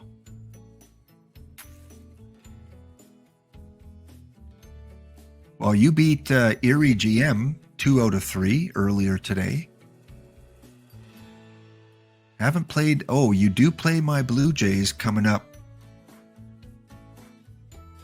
at my stadium a little bit later today. Do we face off with the Gladiators? Nope, doesn't look like you do. So it looks like you avoid Heath's team and my team. You don't play that division in the interleague play. All right, it looks like we got at least one Ricky Henderson. Let's do a quick check. many Ricky Hendersons in this league? 3. Heath, Whit Merrifield, and Alston Wolf Spiders. Heath's Ricky Henderson hitting 242. Whit Merrifield 246. And Alston 281. So a couple of them underperforming a little bit. Let's check out Willie Mays. How many Willie Mays? We've got 3 Willie Mays and Diamond. The Chesney Veterans, he's hitting 234. Ouch, that's not Willie Mays like 234. Erie GM has Willie Mays, and he is hitting, oh, that's more like it, 343. Look at this card. This is the Willie Mays you expect.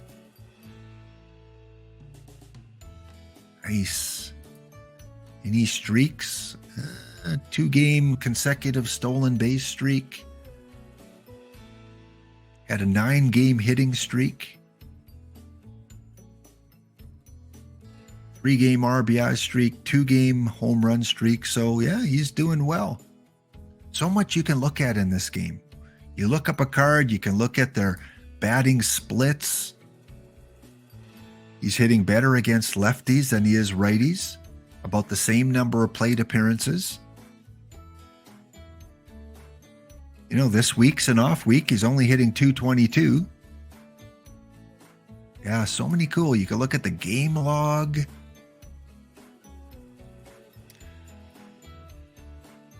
So congratulations, Erie GM. You've got a good Willie Mays this week. And the third one is with the Nuclear Bears, hitting 263. And for that card, probably a little bit underperforming. Once he's on base, he's in scoring position. Is that, you talking about Willie or you talking about Ricky Henderson? Oh, that was a comment about Ricky. Yeah. Yeah, average isn't everything. Absolutely. What do we got for, what's another big card here? Let's check out pages. Only 2. Only 2. This Satchel Paige is currently 3 wins, 1 loss. For Erie. Erie, you've got a lot of the good cards. And for the Nuclear Bears, this Satchel Paige is 2-2. 2.74 ERA. Yeah, we all want Ricky Henderson. For me, top 3, Mays, Cobb, Henderson in terms of hitters. Like those are the definite 3 that I think you want part of your team. I mean, Gibson, sure, Gibson. Let's check out how many Cobbs there are. Cobb has been in packs for a while now. There are 2 perfect Cobbs. Erie again. Boy, I'm going to have to look at his roster. Erie again has Cobb hitting 316. And the Nuclear Bears hitting 256.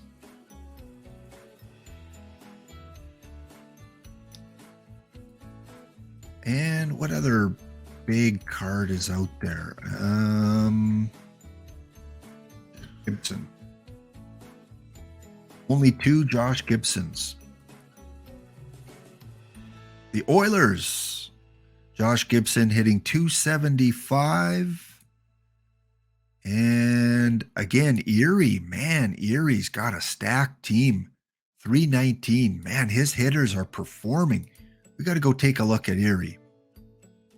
Sorry for eavesdropping on you there, Erie, but your name kept coming up when we were looking at cards. Oh boy, oh boy. Randy Johnson. Let's look at stats. Randy Johnson, Satchel Paige, Dwight Gooden, Cy Young, and, you know, you got Walter Johnson pitching 5th. In the bullpen, Rivera. My opinion, the best closer. Gagne would be second. And then he's got Spawn, the perfect Pedro.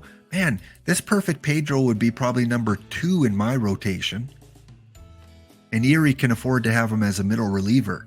Dutch Leonard, Babe Adams, Cliff Lee, Greg Maddux. I'm jealous. I am jealous of this team. Wow. And for hitters,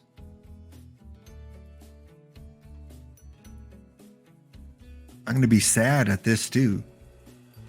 Yogi Berra and Josh Gibson.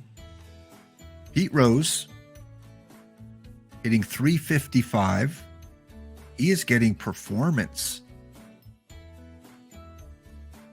This is a team that should be studied because Rose is hitting .355. Josh Gibson, .319. Ty Cobb, .316. Willie Mays, .343. Honus Wagner, .297. Mike Schmidt, .294. George Brett, .308. Eddie Collins, .310. They are on fire. Here's what I aspire to be in terms of my team. Wow. I don't know if you could improve it. Like, who would you take out? How would you improve this team? Yeah. Good stuff there, Erie. It's going to be a tough season. I'm glad you're in the other conference. But I would expect, on paper, that is a finalist team. That is the team that should be in the final. I guess the only player he doesn't have is Ricky Henderson. Doesn't have the Ricky Henderson. Yeah, schedule. Let's take a look at his schedule and see. Oh, he plays my Blue Jays tonight.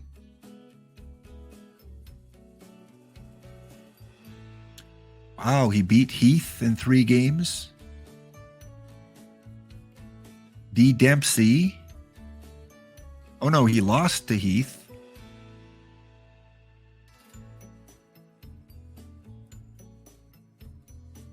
So he beat Heath in 2 of 3, and then Heath swept him. Okay. So maybe it's just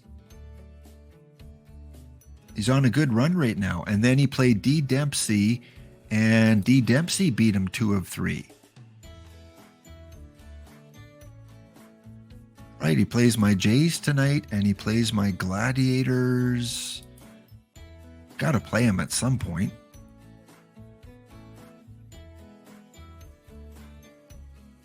Yeah. So he started with Heath in my division, and then he plays me towards the end of the season. Good stuff, Erie GM, if you're still listening. Look at all those trophies. 1, 2, 3, 4, 5 diamond championships, 2 gold. And then when he started, he won rookie. Next year, he won stone. 3 years later, bronze. And 2 years after that, silver. So that's a team with good progression. Love to see it. Love to see my people that are following the stream here and in the chat that they're doing well with their team. Good stuff. All right, let me go back to my main screen.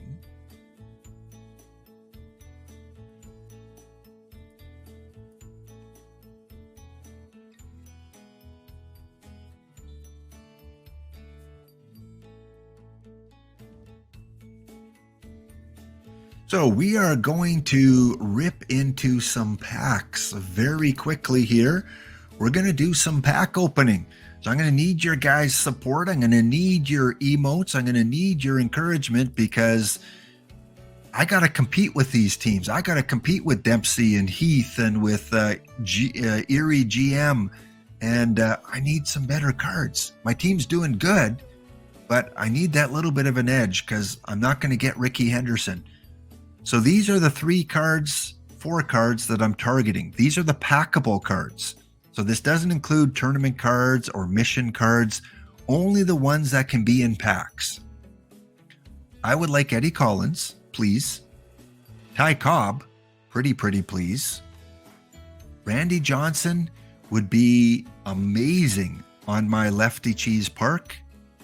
And same with Billy Wagner in my lefty cheese park. So 2 lefty hitters, 2 lefty pitchers. I'm not saying these are the best cards in packs. I'm saying for my ballpark, these are the best cards that I could pull. So send the vibes for an Eddie Collins, a Ty Cobb, a Randy Johnson, and a Billy Wagner. And I'll tell you what, if I pull one of these 4 on stream today, I am giving out 5 standard packs. You'll get them on Thursday, but I'm going to give them out today. If I pull one of these 4 cards on stream, we will have an entry for 5 standard packs because we will celebrate. All right, let's go see if we can do some damage.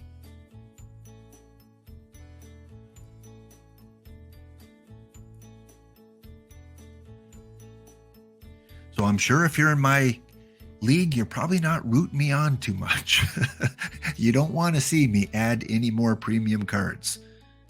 All right, let's do this. Let's get the thing set up here. And go.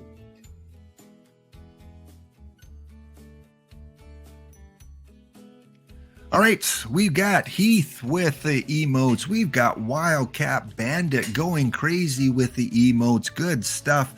IBDB with the emotes. Let's get it rolling. Over 492 packs, and I can see all the card art.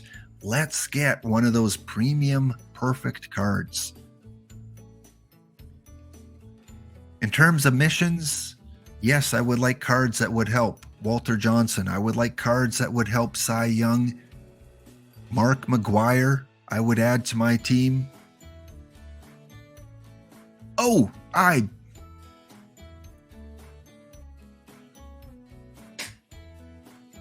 IBDB on one of the drops from today opened up number 62 out of 100, LE Roy White.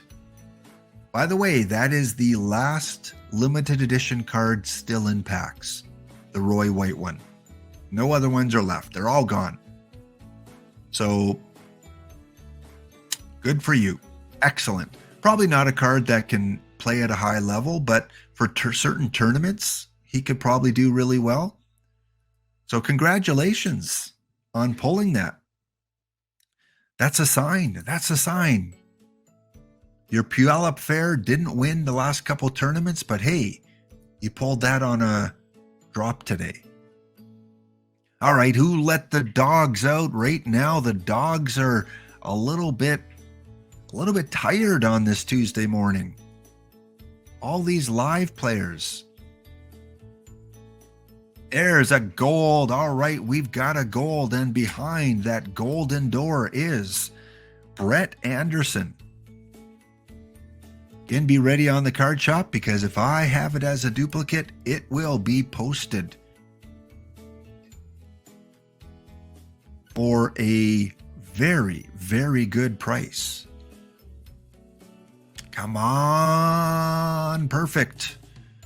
Come on, diamond.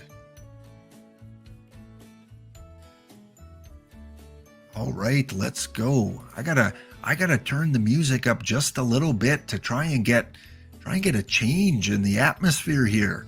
Let's put something on a little faster pace.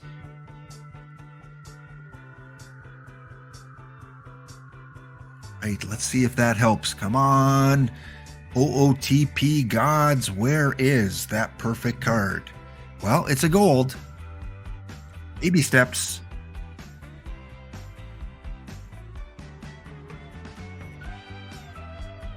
4 gold so far, no diamonds pulled yet, no perfect cards. Chris Davis, a meta gold or a bronze tournament card.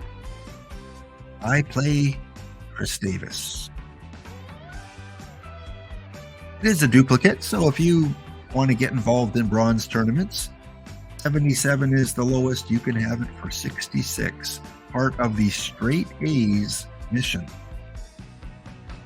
Lowest on the card shop, Chris Davis.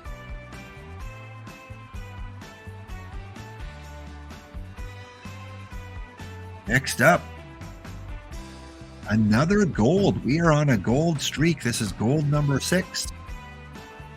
Blue Jay Ross Stripling.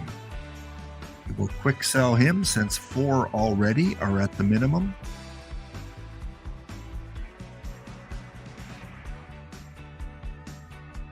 Next up, gold. And these aren't gold packs. These are standard packs. This is the 3rd gold in a row. Frank Kitson. Let's go. Frank Kitson, a duplicate. Look at the value of that card. Part of Inning Eaters, selling for $16,000. Lowest on the market is $15,000. I am going to put him at bargain $11,11. $4,000 lower than the one that's listed, $5,000 lower than the past 10 sales. So if you've got money in the bank, in the perfect point bank, and you need cards for Inning Eaters, Frank Kitson is now on the shop to help fund my Cy Young mission desire. All right, that is the best card pulled on stream so far. Let's go. Let's go. Come on. Where's that first diamond? I know. Oh, another gold. Cards are golden today. And look at that. A Bobby Burke, a duplicate, part of Rebirth Gold, CC2 Hits, Kids, selling for $14.73. $12.99. $12.99 if you need a Bobby Burke.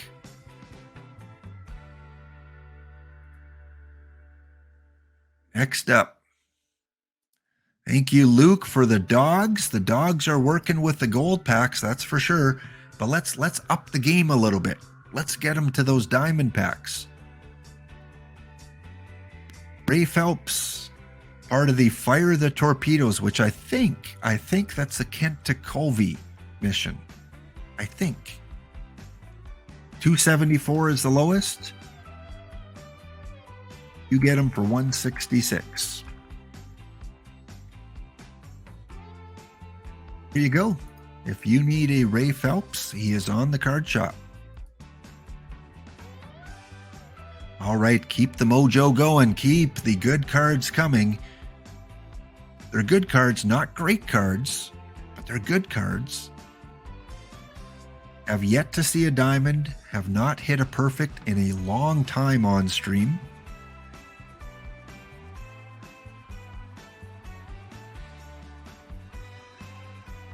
And looks like we might need to exit out of this screen for a second here because we need to call a timeout. Cards have gotten cold so far. Let's go right back in.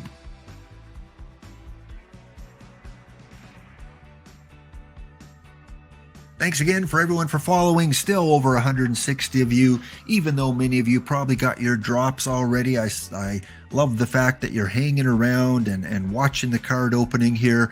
Again, looking for a Cobb, looking for a Eddie Collins, a Randy Johnson, a Billy Wagner. If I pull one of those 4, we are immediately going to award 5 standard packs in a quick contest. If we can pull one of those perfect cards. Come on, let's get the dogs going again. You guys are sleepy today. Who let the dogs out? There we go. We've got a diamond. Our first one of the day. IBD Cubs fan Steve. This one's for Orlando. Orlando, we've got. Oh, a Starling Marte. We will quick sell that one. 4,000 points in the bank. for our Cy Young mission. Next up, not much. I feel it, guys. We're gonna hit a pretty big card. I'm going down to 400 packs today. I'm opening a lot, because why hold them now? There's no new cards coming out. Let's open up till 400. 58 packs to go.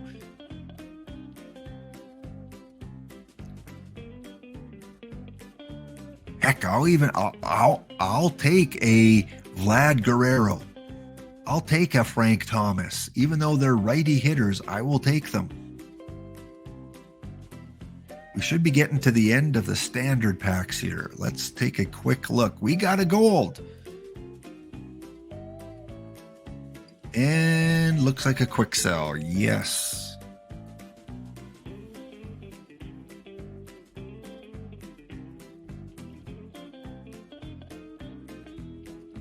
Still on standard packs.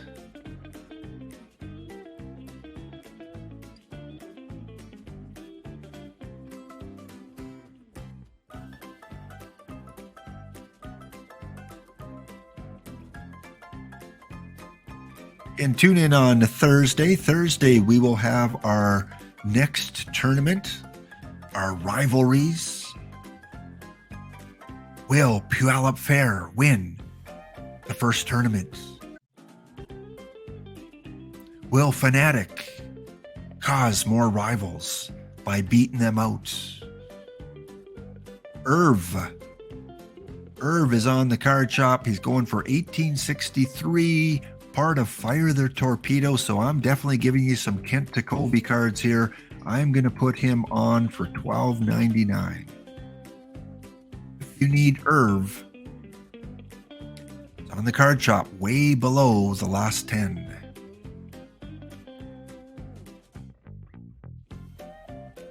Another historical silver. And this one part of CC5, the Stan Musial mission. And he is going on for $189.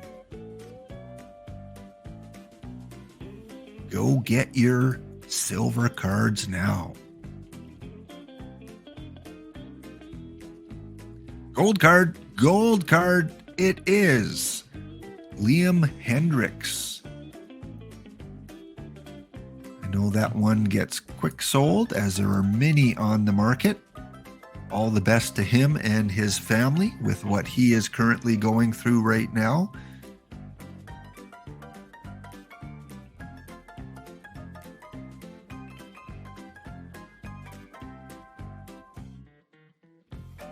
Do we eat pancakes today?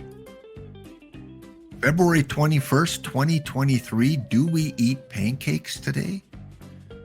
Well, we don't have a pancake day in Canada. We get the choice of eating pancakes any darn day we want.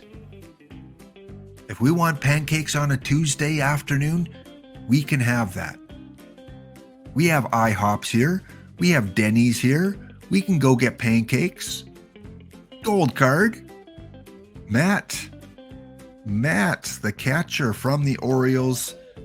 Mr. Ree probably knows him really well. Is it a duplicate? No, it is not. Tom Candiotti is, though. The 1989 mission. I'm going to put him right at level 10. Half of... Almost got him for 6,000 perfect points. Like, come on. Gouge.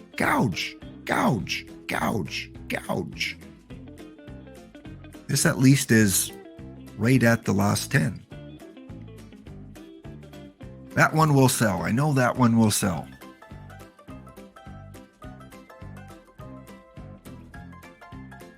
Oh, you got me talking food now? I am definitely more in favor of the Belgian waffles.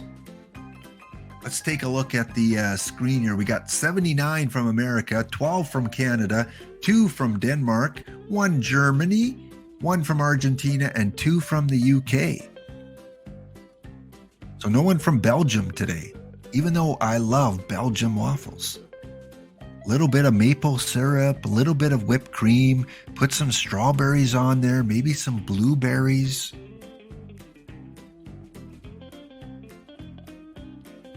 And then they're good cold too. You can like make sandwiches out of them. You know, put some peanut butter, like a peanut butter banana waffle sandwich. I mean, there's waffle cones for ice cream. Why can't you have them for sandwiches? All right, Cavalcom, time to go make some waffles. As Donkey and Shrek says, I'm making waffles. I think we're into the silver packs now. Let me double check that. Yes. So I've got 433 packs left. All of them are silver, gold, and historical. No more standard packs. We're going big league here. So these are all the packs I've accumulated from watching the official streams, from missions, from login bonuses. I haven't bought any of these packs. None of these are from the card shop. None of them. Those are all accumulated since May, and now we're finally opening some of them. Absolutely. Shrek. Oh, see?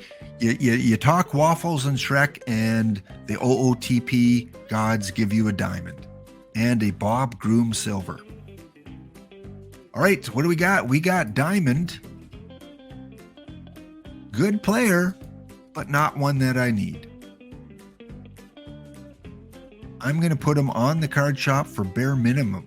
He's part of 1, 2, 3, 4. He may be part of more missions than any other player. Part of 6 missions. But for you guys, if you need him, bare minimum. No tax. Bob Groom. Dead ball silver pitchers. 33. There you go.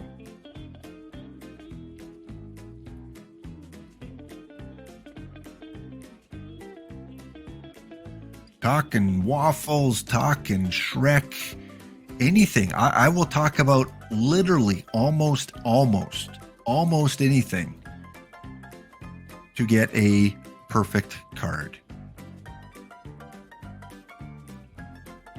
I will talk about the good old days when I would go and I would find a Coke machine, and the old-fashioned Coke machines, and you'd slide the bottle along the the part of the tray, and then you'd put your money in and you'd pop it open, and there'd be an opener right there. You just crack open the bottle cap, and we got a gold. We've got Future Legend, which is a duplicate. Ooh, these ones are worth a little bit. 2,500. If you need to complete any of those 3 missions, and also a silver, because we're on silver packs. William Bell, 199.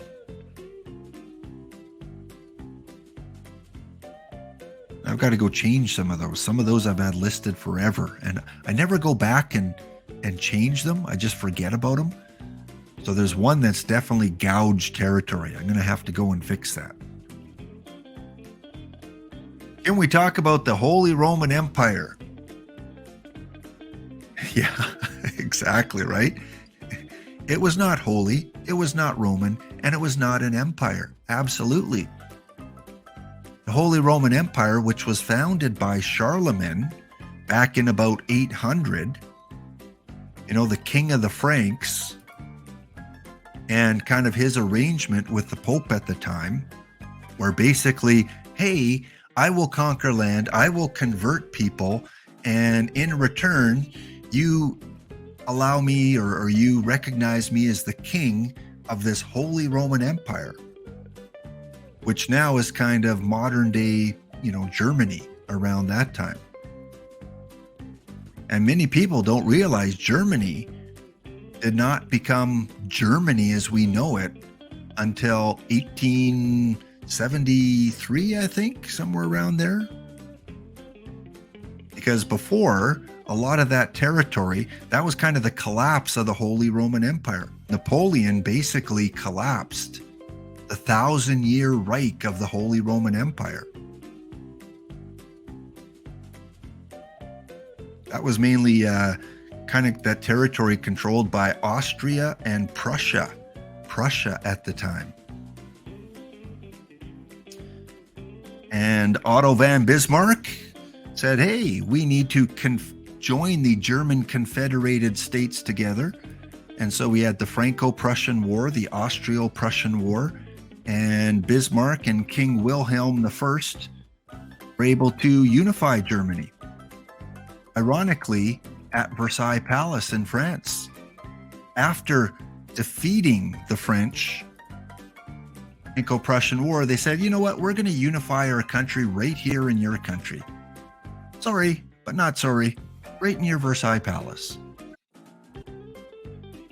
So yes, Charlemagne started the Holy Roman Empire, and then Napoleon basically took it off life support with his Napoleonic Wars.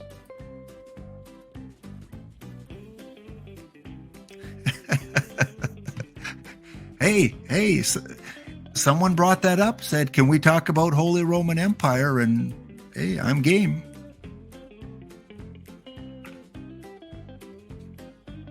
Otto von Bismarck, what a politician. You didn't mess with Otto von Bismarck. One of the heroes of German history.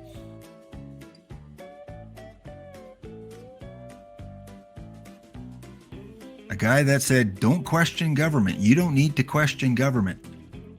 You don't need to learn all the intricacies of how our government works. Just like how you don't want to learn about, how hot dogs are made. You don't want to learn about the intricacies of the German government. So don't ask questions. Absolutely, there is a test. At some point, I'm going to do a stream and I'm going to have a Google form and I'm going to make you guys answer questions to win packs. Don't worry, there'll be a test. You can take the, teacher out of the classroom, but you can't take the classroom out of the teacher. Johnny Wright, 144. You guys aren't doing much for me to get me a perfect pack. I don't see any dogs. Look at all the history I'm passing on to you guys. And I don't see dogs. I don't see the emotes. Don't see the perfect packs. I've only had one diamond card so far. Yeah, Cubs fan, that's exactly what I'm talking about. Look at that. Double gold.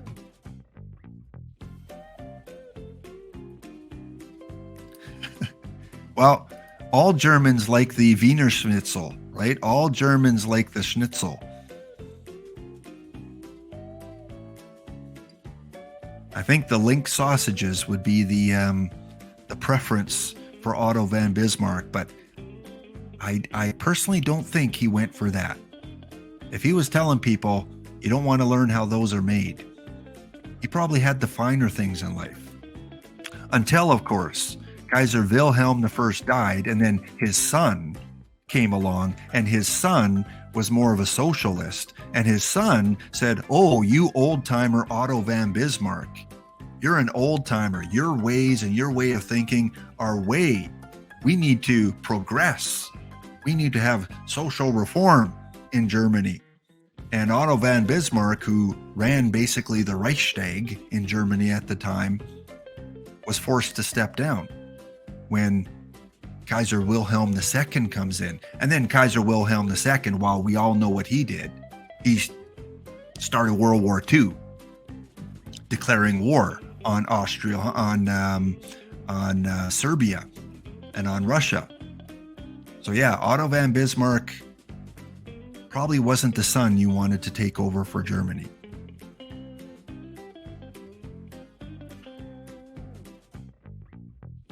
You want to blame anyone. You gotta blame Stinkins, because he's the one that started this off. Gold card. Dylan Lee, we're down to 10 packs. Gonna quick sell that one.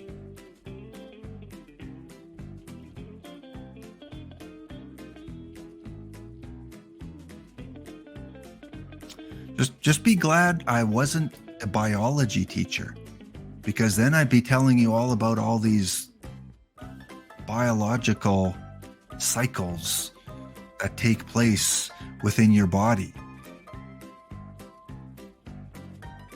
Heine is going on the card shop, 223.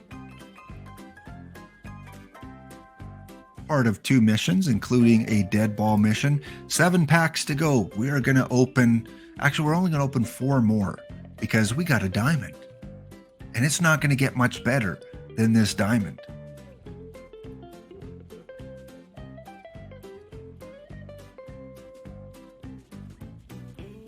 Oh, World War I. Yeah, World War I. Yeah, geez. I'm so distracted. Can't multitask. Absolutely, Gorgo. Thanks for correcting me. Yeah, it was a different German leader, a different German chancellor for World War II. I can't recall his name, but yeah, it was, and not even Otto von Bismarck wasn't World War I. It was Kaiser Wilhelm II. Kaiser Wilhelm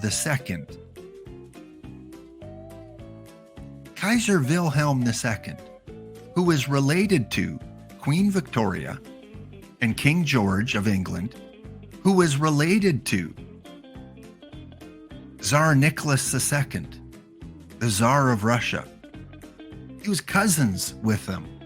Yeah, all these big countries that were involved in World War I, they were related to each other, you know, through the English monarchy.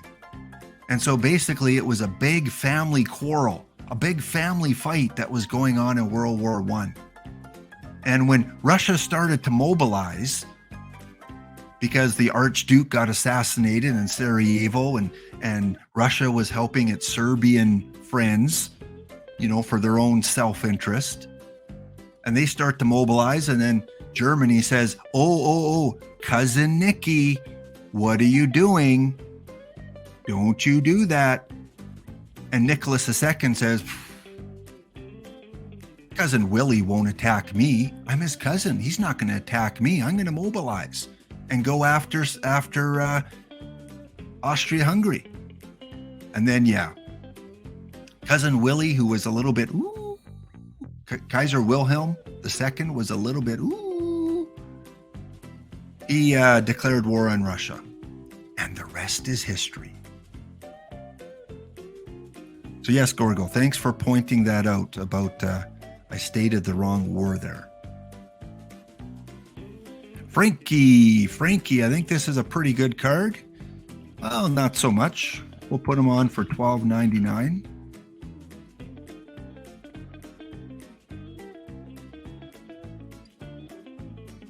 All right, and one more.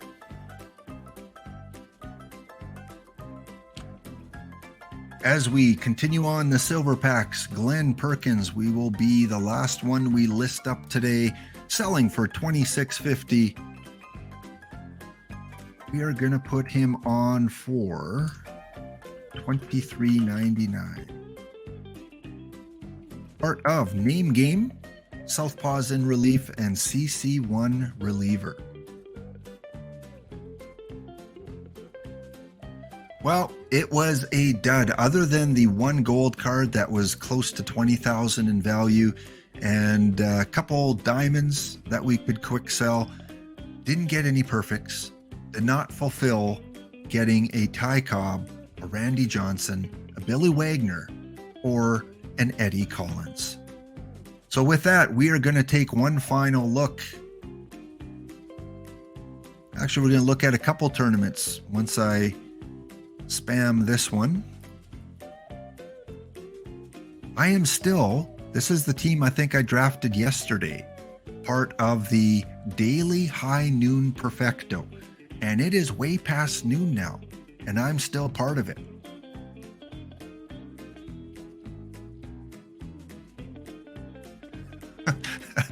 Well, Luke, I'm not going to touch that one. I'm not going to touch it. All I'll say is Archduke Franz Ferdinand By the way, the band, Franz Ferdinand, great music. If you want to listen to some great music, Archduke Franz Ferdinand was a big game hunter. His palace was adorned with trophies and heads of all the big game that he hunted. So whether an ostrich was one of them, I don't know. Bismarck was a battleship, absolutely. In Canada, it's a type of donut too. So it has multi-purposes.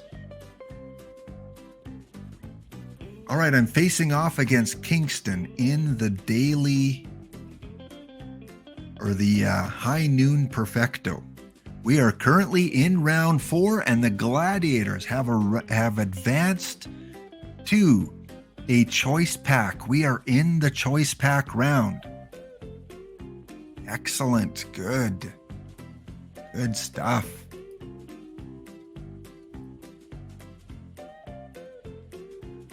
Hopefully it will be a perfect choice pack, but hey, any choice pack is going to help the missions. One more tournament to sign up for. No, we'll leave that one.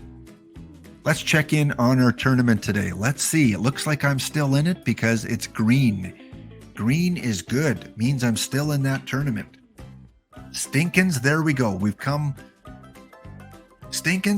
full circle. Right? You started with the Holy Roman Empire thing. I meandered all the way through wars and revolutions and kings and families in Europe and Bismarck, and then you've ended it off with North Dakota.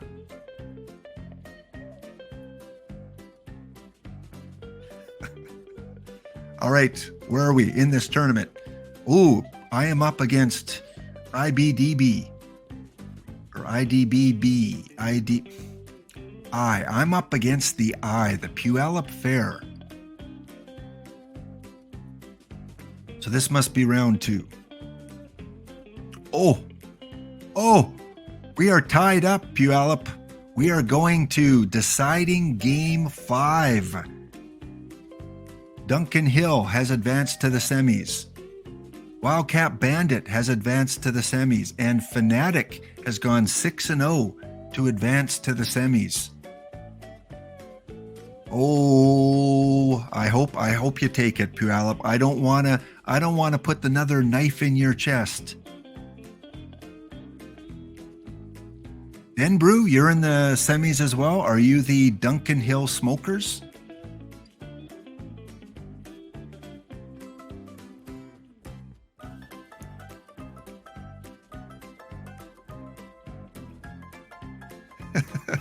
You guys need to learn more history.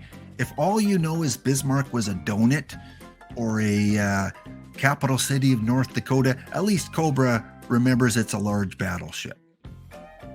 Well, we are going to show you the highlights of Game 5. IBDB and myself. One of us will go to the semifinals.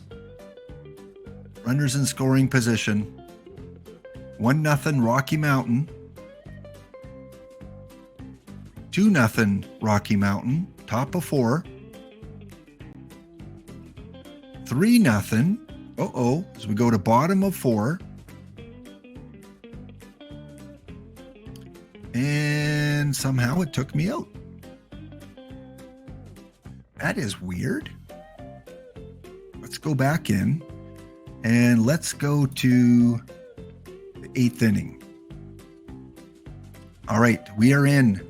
Well, it took me to the bottom of the 9th. 4-0, Eric Gagne, my first round pick up against Justin Morneau, probably going to close it out. And yes, Gagne strikes out Canadian Justin Morneau, and the Rocky Mountain Gladiators end the tournament for Puyallup Fair. I apologize profusely. And now it is the Smokers, and Wildcat takes on Fanatic in the Final 4. You guys, yes, Bismarck was a battleship, yes, but he was also the Chancellor of Germany in the late 1800s that unified Germany and is the reason Germany became a country. The same year, Italy became a country in 1873. Germany became a country. Italy unified, Germany unified.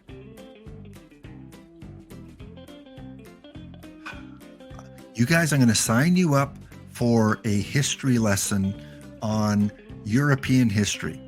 Just send me $59.99 and you will sign up for this 1-week course. Or we'll just play cards and have a few beverages.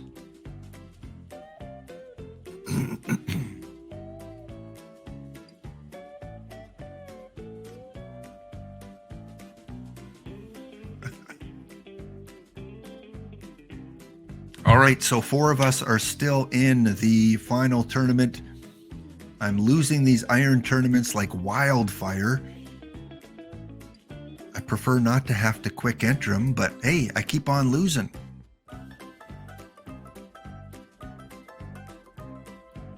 All right, we are going to visit on, because I feel bad for them, because they get neglected. It's like when you have kids and the first kid gets all the attention. They get all the pictures taken of them. They get all the great birthday parties, all the new clothes.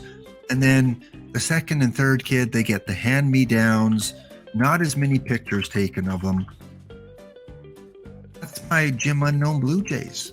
They are neglected. They were the team I started when I created my tutorial videos. Oops, I don't want to do that. I want bronze. And they have been a really good team on their own. They've been successful all the way up to diamond. And they cry out to me, Lap, why don't you ever show us on stream? Why is it always just your theme team? Why is it always just your Gladiators? Well, Jim Unknown Blue Jays, here you go. Here's your time to shine. And you are shining in the basement. 8 games out. You are shining with Greg Maddux, Jacob deGrom, Tom Seaver, Pud Galvin, and Warren Spahn.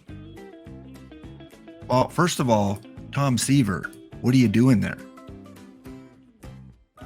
But we're going to keep you in the 5th spot. So, Jim Unknown, no more complaining. I know you were the star of the YouTube videos, but this is Twitch now, where I get to make the calls on who I show. And right now, you're not too impressive, although you are 5-5 in the last 10. Hitter-wise, I can't really shout anyone out other than Mickey Cochran. Mickey, you're hitting 300. Good, you get to stay on the team. Larry Walker, how are you still here? How? I have neglected you far too long. You're hitting 167. Ed Delahanty? Dude, I pumped you up so much that you are one of the premier cards and you're hitting 218? Really? You're hitting 218? Eddie. Oscar Charleston, hey, I give you a lot of credit. You're still doing your best. I like you. And Willie Wells hitting 261 for a defensive shortstop. Well, he's offensive too. And George Kell. This is my first child. My first child that gets all the attention, doesn't get a timeout, gets all the good things in life. He has been on this team since 2036. And in Diamond, overall, his totals are 284. He's got a 284 average in his career. And more than half of his career has been gold or higher. 21.4 WAR, closing in on 2,500 hits. and 100 home runs. George Kell, even though you're hitting 240, you get to stay. And my captain, oh my captain, Captain Hank Aaron, hitting 202. Yeah, these guys are just, of course, I pick the one time when they're doing their worst, but they cried out to me, Lap, you got to show this team.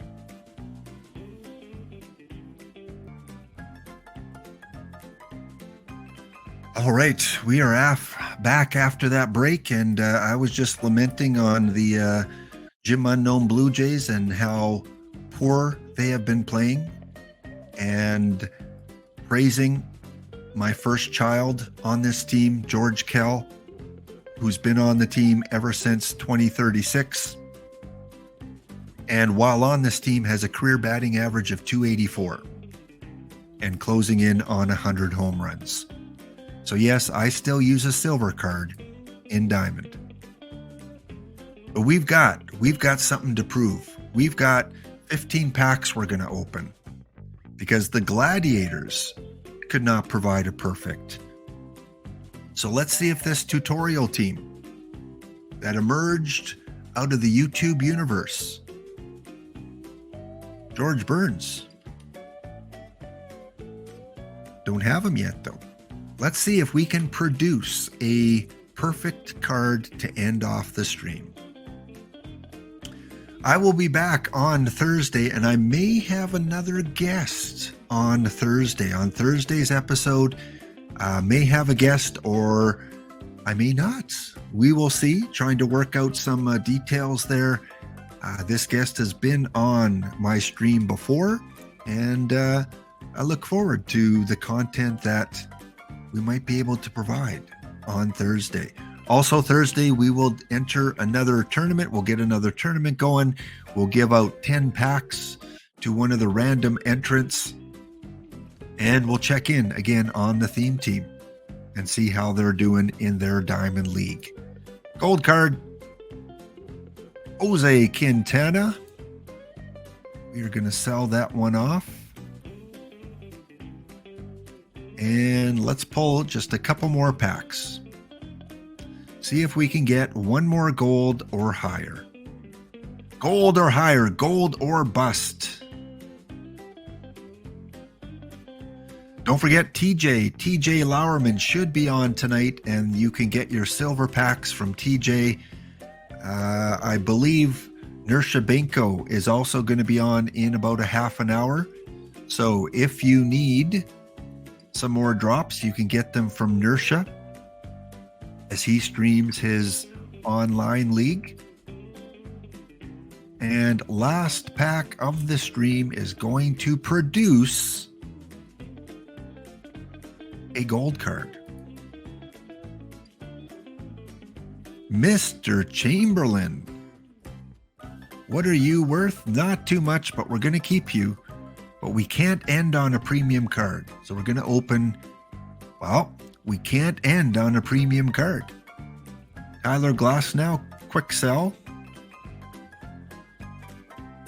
And Mike, are you a duplicate? No, you are not. So let's try this again. Our last pack is not a premium card.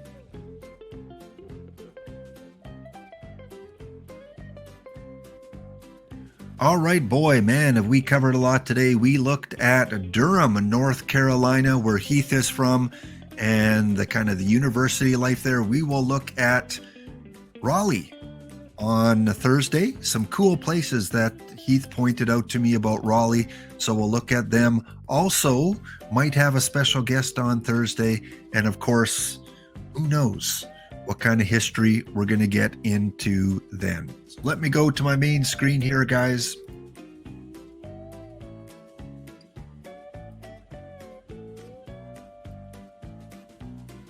I thank you once again for putting up with my nonsense over the last couple hours, and thank you for tuning in. Thank you for supporting me as a follower, as a subscriber.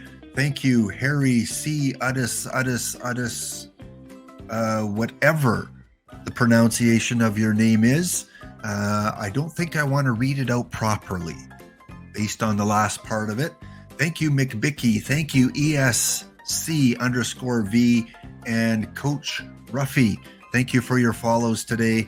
Thank you for all of you that are putting the emotes in. Thank you for the comments, contributing to the chat. It is a great day for baseball. It is a great day for baseball. Again, always be kind to yourself, be kind to others in their time of need, and check out the YouTube streams, check out the YouTube videos, go back and look at my very first Gladiator video where I open all the entry packs and see who the very first Gladiators were on my team. No one to raid right now, I don't think, but let me just do a double check here. Inertia is about to start, so we will raid into him.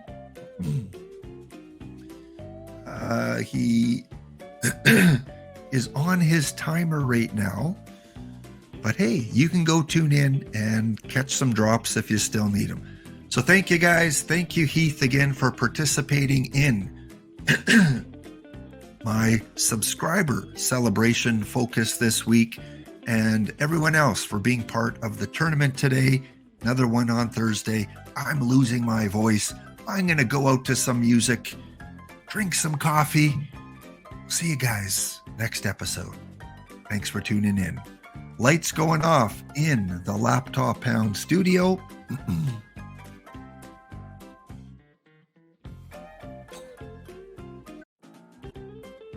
Have a wonderful day.